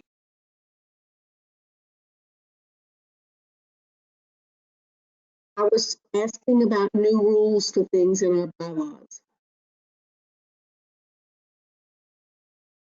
Okay, I got it. Drones would actually be a legal thing, probably addressed by police. I think we should at least make clear to our owners that we don't allow them, so that our owners don't and our renters don't go flying drones around the building. We may not have any control over the general public without involving the police. Can everybody hear me? Did somebody shake their head? Okay. Drones are prohibited, and we are happy to redistribute that information out to owners and guests. And when we see them in use, we do let people know that they're prohibited. Now, periodically, you may see drones for insurance company use. They're going through us to do that for insurance purposes. One of the vendors that bid on our resurfacing project used drones to assess the state of the outside of the building. So you may see very periodic ones, but that is the only exclusion to that. Thanks, Mark. So we'll take an action item from the meeting to make sure that everyone is aware of that. And like I said, we've many times have notified people on the boardwalk and other areas that they're not allowed to use the drones. It's Rule 39 of the rules of the, our rules, the rules of the HOA complex. I think there was another question on something else, but the person, there was a lot of background noise. So I had a question about something else. if you Okay. don't mind. But No. before I get to that question, I would like to say that the rules that have been promulgated are for owners. I would No. like to turn them into a rule for guests, a list of rules for guests that specify the things that guests need to be aware of only and not the part that owners need to know. And I don't know if Jada wants to tackle that or she wants somebody else to volunteer. But when I give out rules to guests, I can give out the fine policy, but I can't give out the set of rules that were sent to owners because they have owner-specific information in them. Hey, do you want to take that? I mean, technically, the rules are the rules of the complex. They are not specific. Well, I appreciate, Lee, that there's pieces that are, that are really not applicable to guests. Lynn, you're muted. I think you're self-muted possibly, Lynn. Okay, yeah, now you're great. So condominium associations, I'll just give you a brief overview. So condominium associations can manage the property and they can control owners. The condominium laws, the condominium rules, they apply to owners and guests equally. To enforce those, though, you can't enforce it against a renter. You have to enforce it against a unit owner. So if I come and rent a unit there and I have a 200-pound dog that is in violation of the rules, it's hard to enforce that against the tenant. So you have to enforce it against the owner. So owners are ultimately responsible. And all rules and regulations apply equally to everybody that's on the property, whether or not it's a renter or the guest. And renters should be making those rules and regulations.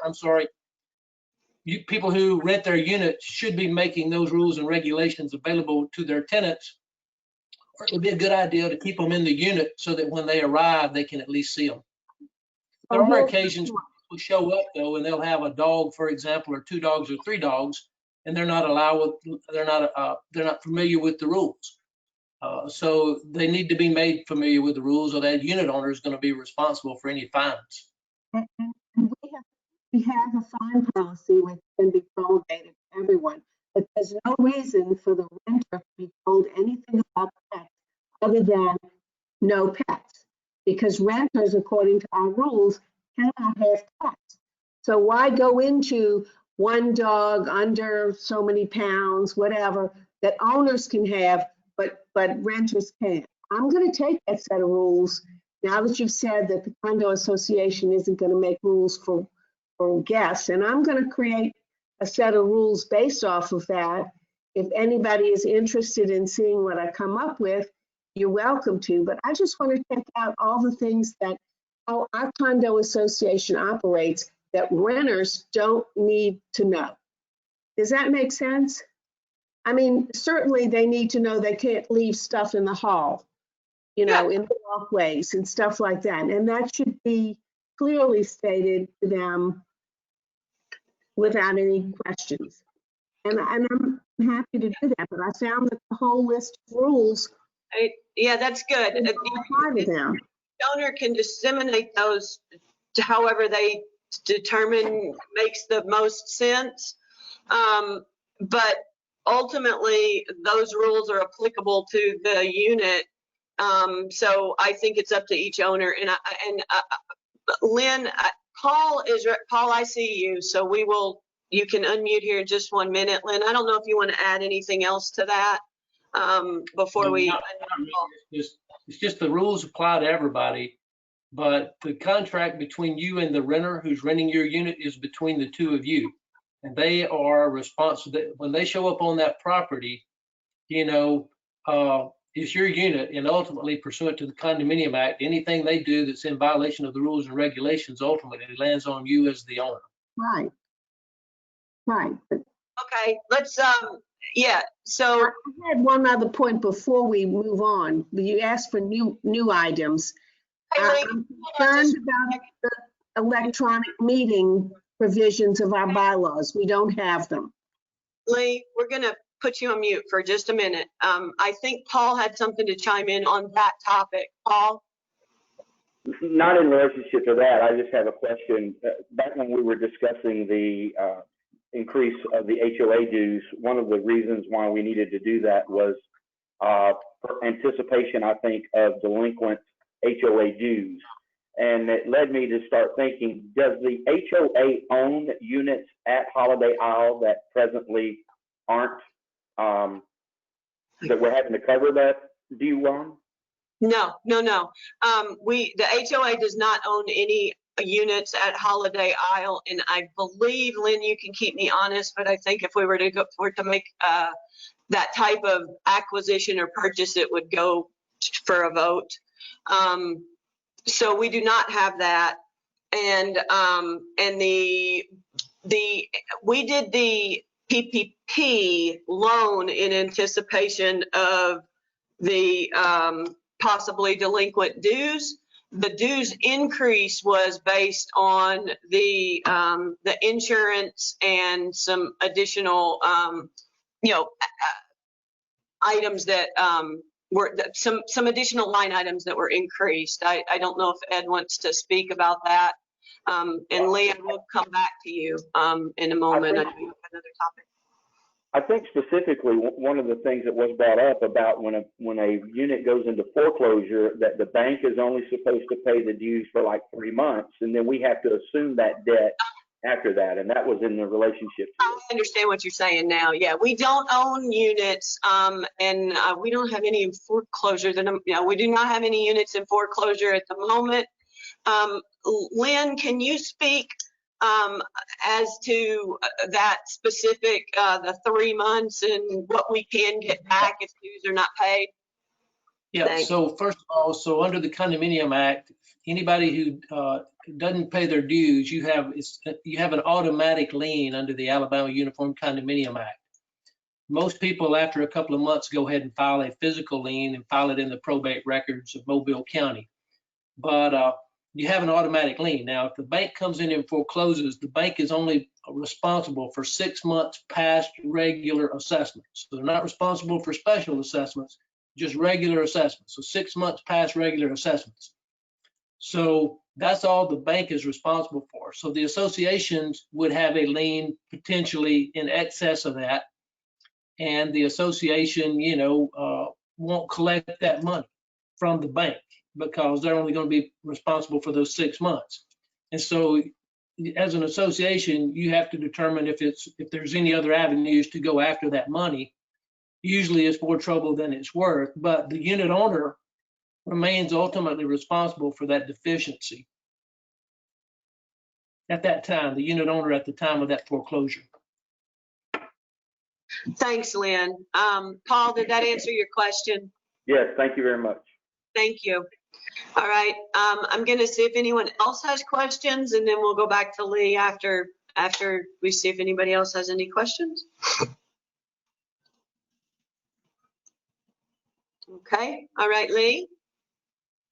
So I'm concerned that our bylaws need to be updated to provide adequately for electronic meetings. At present, we're all here, but we can't vote. We had to turn in proxies ahead of time. And indeed, we couldn't be counted for a quorum even if we attended electronically because it doesn't provide for that in our bylaws.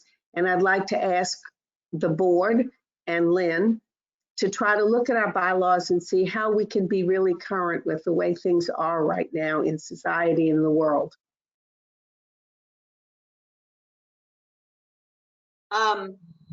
Yeah, Speak to that just briefly. That's a big concern for not just your condominium association, but it's a big concern for all condominium associations. And so, look, under the Alabama Uniform Condominium Act, there's no provision in there that allows for electronic voting. So either you have to be, it doesn't say you can't, but it sort of alludes to the fact that votes are only cast in person or by proxy. So what you did today was a really an effective meeting because the votes were already cast by proxy or by in person. I can tell you that it's going to take, to make sure that you did that, to make sure it was accurate, to make sure that the meeting counted. It's going to take some action, I think, from the Alabama State Legislature to allow condominium associations to have allow some kind of voting electronically. And so there is a committee. It's the Condominium Association Committee that talks to the legislature, and I've already talked to a couple of people who are on that committee, and it's something that they're going to bring up. And when that becomes available, I'll be happy to talk to you guys about it. And it may take a bylaw change, but right now, under the current state of the law, if you held your meeting electronically, even if your bylaws allowed it, there's still an argument that that's not an effective meeting under the Alabama Uniform Condominium Act. And Lynn, I would like to let you know that we did talk to Lynn about that before this meeting, and we talked about whether it would be effective or if the Alabama Condo Act needs to change. But at the end of the day, we felt that this meeting was so unusual in the first time we did it, and to have that vote up, and it would require 66 2/3 majority approval of it, and it wouldn't be effective until that. I don't know that it would even be effective for this meeting. So it's on all of our radars. We want to do it, and we are following the laws and the rules. And I am hoping that the Alabama Condominium Act opens it up, and then we don't have to do anything. And I think that we are not alone in this. Like, condominium associations aren't alone. There's way more than us that are dealing with this as well. Good point. Actually, we should have probably had that already on the slide deck. Okay, any other questions? All right. With there being no other questions, we will have a motion to adjourn the meeting. Mark, want to make a motion? Howard seconded it. We're going to adjourn this meeting. If I could remind Stephen and Jimmy to stay on. And Lynn, will you please stay on as well? Wait. Oh, shoot. Our insurance agent is on? Okay. Our insurance agent is on as well, so we can take questions and answers on the insurance as well. If there are some questions for her, or you all would like to hear more about the assessment insurance. Apologies that I forgot. I'm not even at my computer now. It's been an interesting meeting. Any questions for the insurance? And Debbie, do you want to unmute and say hello, and we can see if anyone has questions for you?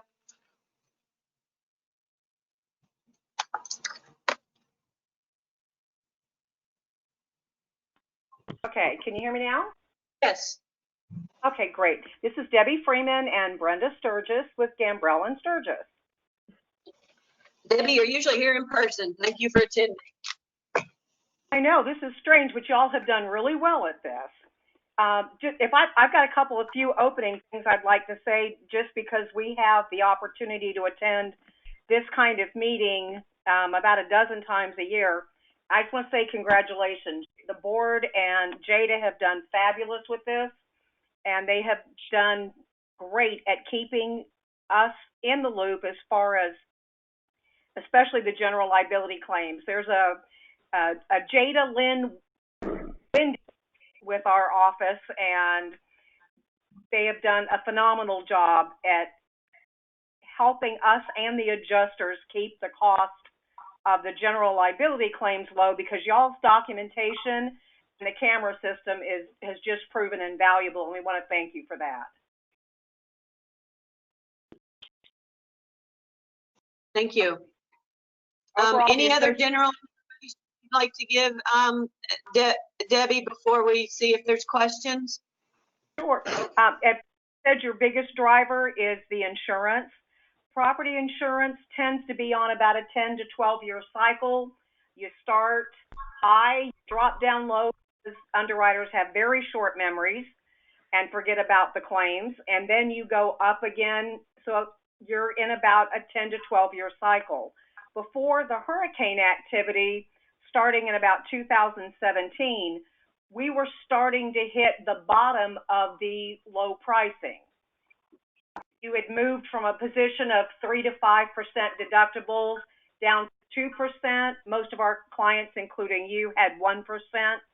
And because of our relationships with the carriers, we could pretty much get 1% on a really good building, which y'all's is, all day long.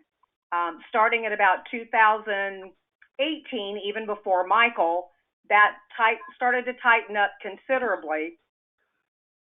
And now 2% is about the lowest deductible you can get. Most of them are at 3%, with some of them at 5%, especially on barrier islands. To give you kind of an idea of where we are storm-wise and what else has led to the tightening of the market, in the past history of hurricanes, 4 of the top, Michael, Harvey, Maria, and Irma, have happened in the last 3 full years or 4 full years of policy period. Over from 2005 through 2015, the storm damage from hurricanes, including Katrina and Ike, was $254 billion. So that was it averaged about $28 billion a year, which is significant loss. From 2016 through 2020, including Isaiah, hard to say, we're looking at, just in that 4-year period, $372 billion in loss, which has gone from roughly $6 billion to $93 billion a year in the last 4 years alone. And this year is predicted to be a very high occurrence year. As you can tell, we're already up to, the next one will be N, and there's 2 more out in the Atlantic moving towards this way. So it has greatly impacted insurance, that along with the fires, and now they'll be including all of the looting and damages from the riot in that as well. So unfortunately, we're not seeing any relief, at least in the next few years. So our main objective is to make sure all of the markets are shopped every single year, and that you know who was offering what, and get the best option possible for you to help maintain this very large part of your budget. Thanks, Debbie. Any questions for Debbie? Any topics anyone would like her to cover? Yes, can you please give us a rundown of the cost for loss assessment insurance for the units, the 2-2s, 3-2s, 3-3s? That's great. Thank And who was that that asked the question? Lee? This is Dr. Parks. This is Dr. Parks in 406. Thank you. I can speak to it generally. I can't speak to it specifically. It all depends on the carrier. And at our office, we don't write any HO6 policies or any personal lines. We've got a very kind of unique business in that we write large coastal condominiums only. The reason we don't offer HO6s and things of that nature is so when there is a storm, we can concentrate on getting the buildings back up as opposed to hundreds of residents back up. From a claims standpoint, we want to focus on the building itself. But contact your HO6 carrier and ask them for your specific policy what it would be. And there's a couple of pieces of information that you want to make sure you ask them. Get them to quote you the difference between 6,000 and 10,000, because again, it's often not that great of a difference to go up. most of the policies are either going to offer $1,000 or $2,000 kind of as a throw-in. But as you know, Alabama's, their condo law is not overly broad in that the state doesn't mandate that coverage for Alabama residents where it is mandated, say, in Florida. So ask your agent for that difference. Also make sure that the loss assessment coverage that you're getting covers loss assessment for a deductible paid by the association. And I know that sounds ridiculous. Well, why wouldn't it? That's when you need it the most, and that's completely accurate. But there are some policies, especially the excess and surplus lines, Lloyd's and companies of that type, that they may have say a $5,000 assessment that is just part of a typical policy. But if your assessment is due to a deductible assessment from your association, it then drops to $1,000. So ask, have that conversation with your agent. If you want us to look at it once you get it, just to say, yeah, we've gone through the endorsement for you, our thoughts as far as whether you're protected or not, we're happy to do that for you. You can send it to policyhelp@yahoo.com, and we'll be glad to look at it. But your HO6 agent start. Debbie, that was new information for me, and I attend the FAQ session every year to check for loss assessment that includes association deductible assessments. Did I hear that correct? Check for that? Okay, thank you. We've got a flyer that I think Sherry had in some of the prior newsletters, but usually, it's not going to it's not going to be on your radar unless it's something that you're personally involved with. So let me send that to Jada, and if you'd like to send that out, it's got some good basic information. It also has our phone number, and we're happy to talk to you and answer questions. If you want us to, we're happy to do that. Just let us know. Wonderful, thank you. Any other questions for Debbie? And thank you for the Kindle as well, Debbie. Oh, you're welcome. We're glad it helped proxy.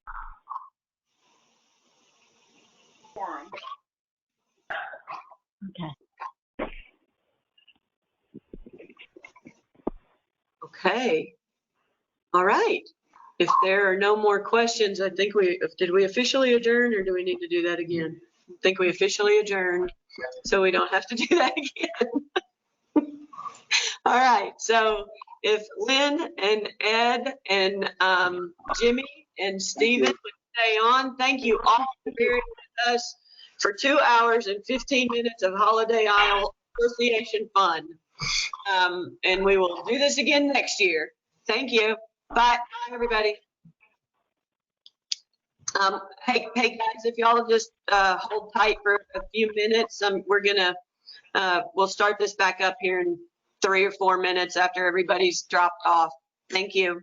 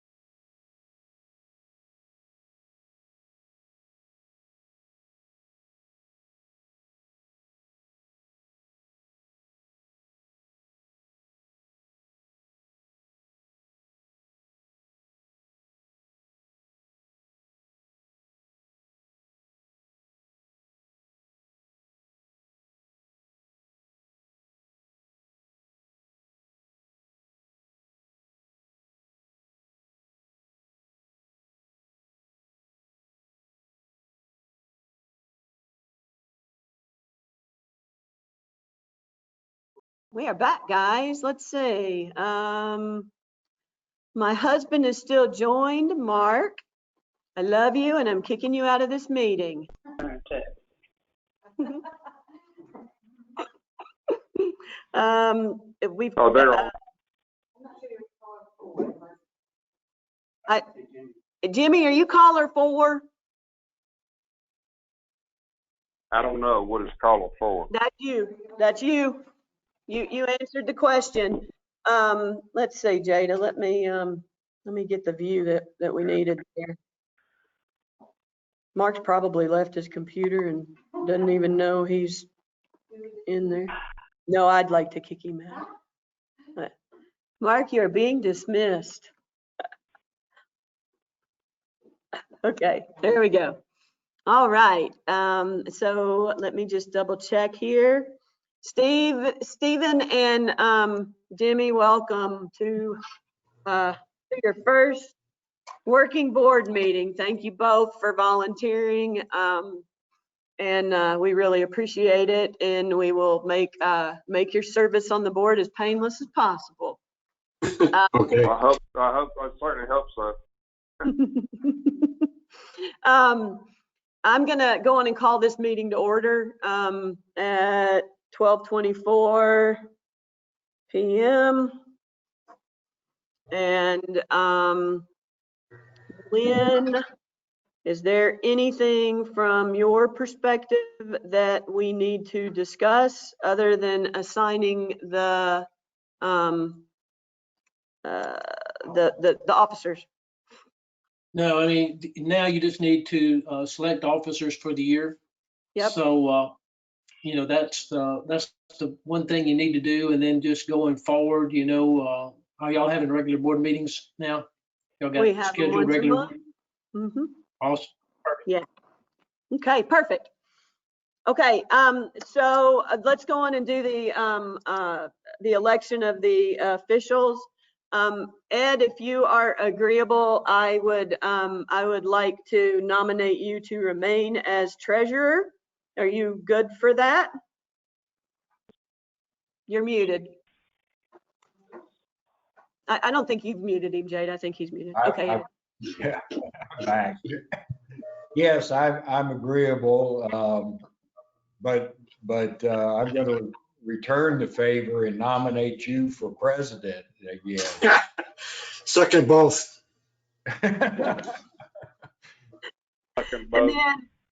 And then I'm gonna, I'd also like to nominate Mark Turner to remain as secretary. I think the stability in the board is good and it seems to be working well. Mark, let us know if you're agreeable to remain in your office. You're muted.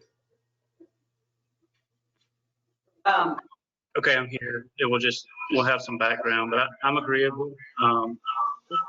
Work with everybody. All right. Yeah, this is Jimmy, and I agree that's the best thing to do, to have some continuity with the existing officers.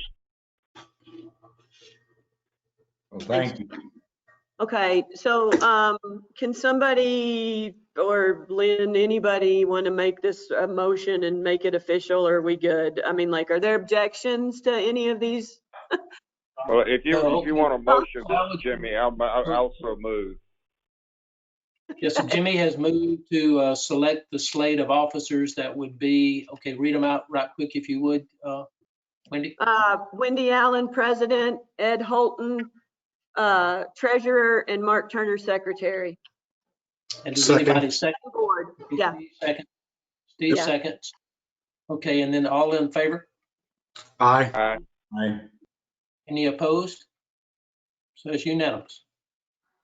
All right, great. Okay, one other, a couple other points that we need to discuss. Jada, I don't know if anyone needs, we need to look at the bank accounts. I don't know if Beth is a signer or Howard, they need to be removed. So if you could please take an action to review all of the access to the accounts and reassign accordingly. it would be good. I believe Beth and Howard could both sign checks. Ed, is that true? That's true, Yeah, I know So, Beth does, so. except we don't sign checks anymore. We just click approve. Oh, we just approved. That's right. I forgot. Online. I need to set myself up. My account's a little messed up. So I need to get set up and then I can approve as well. So we probably want to replace Beth with Jimmy, to keep numbers. I don't know if we want everybody or not. I don't know that it's necessary, but at least 3 or 4 is good. The other thing that I wanted to just, Jimmy and Stephen, we need to get a distribution list with your preferred email addresses. And so I typically send out the monthly meeting for the board, for the regular monthly meeting. And so I will remove the Howard and Beth and add the 2 of you all to that. Jimmy and Steve, Jada, do you have their email addresses? Okay. Jimmy, are you okay? And Stephen, if you all don't mind sharing your cell phone, sometimes a text is easier than trying to send out emails for short things. Is that agreeable to the 2 of you? Yes. Oh, yeah, absolutely. You want mine right now? Yeah, with that, if you don't mind. Yeah, mine is 251-510-8306. And Stephen? 601-940-2138. Okay. Great. So I will, Jada or I will send out everybody else's cell numbers every now and then. And honestly, I promise we didn't have to do this until COVID started. But during COVID, I had to send like several rounds of board group texts because we needed to make some decisions on opening things, closing things, and we were having trouble getting everybody on a call at the same time. Really trying not to have to deal with HOA activities in the middle, in between board meetings, but every now and then it comes up. If it's not urgent, it'll be via email. If it is urgent, you'll at least get a text saying, please check your email. We need to have a vote via email or whatever the case may be. So I just wanted to let you all know that. Last topic on any questions on that? Sorry. Yeah, this is Jimmy. I've got one. I'm going to have my work email address. I'm officially retiring at the end of December. I'm not sure when I will actually cut over. I may take leave during the month of December, but I hadn't really made that decision yet. But Jada, do you have the jlyons@asdd.com address? No, I don't have that one. That's the one I absolutely look at, multiple times every day and monitor all the time. The other Outlook address, just check occasionally. That will ultimately become my full-time default, but really until I tell you, which would be sometime in December, the jlyons@asdd.com is the one that I look to. That's the one I look at all waking hours, basically. Hey, Jimmy, is that A as in apple, S as in Sam, B as in ball, as in dog? No, dog. DD. Okay. DD. Got it. Thank you. .com. All righty. And Stephen, what's your email address that you prefer? The one Jada has, but it's SLAMBER146@gmail.com. And guys, I go by Steve, so feel free to go use Steve. Okay, good. Thank you. I have almost called you Steve a dozen times, and I try to be real sensitive to that for people that like to be called by a full name. So nice. I think we talked about it when we were on the phone. We did. I figured you were just being formal. No. All right. You have his full, okay, great. Okay. The other thing, we have been for a couple of years now, really, having our meetings on Thursdays, Thursday late afternoon at 4:30 in the afternoon. We block 2 hours. Truthfully, we've been going the 2 hours since COVID, but before that, we'd gotten pretty good. We were, we had a few meetings pre-COVID where we, went an hour or an hour and a half.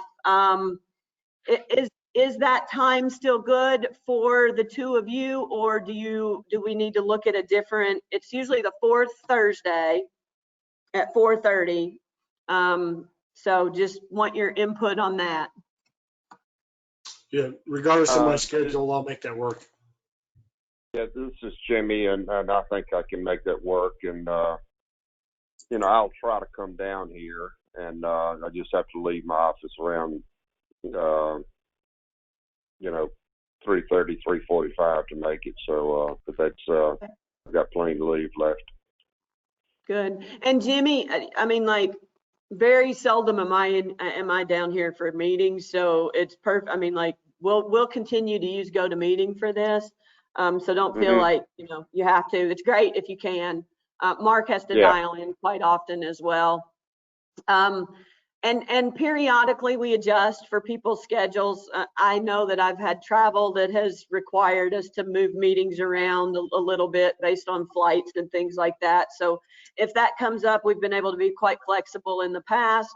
So just let us know in advance so that we can update the meeting invite, coordinate a new time with everybody.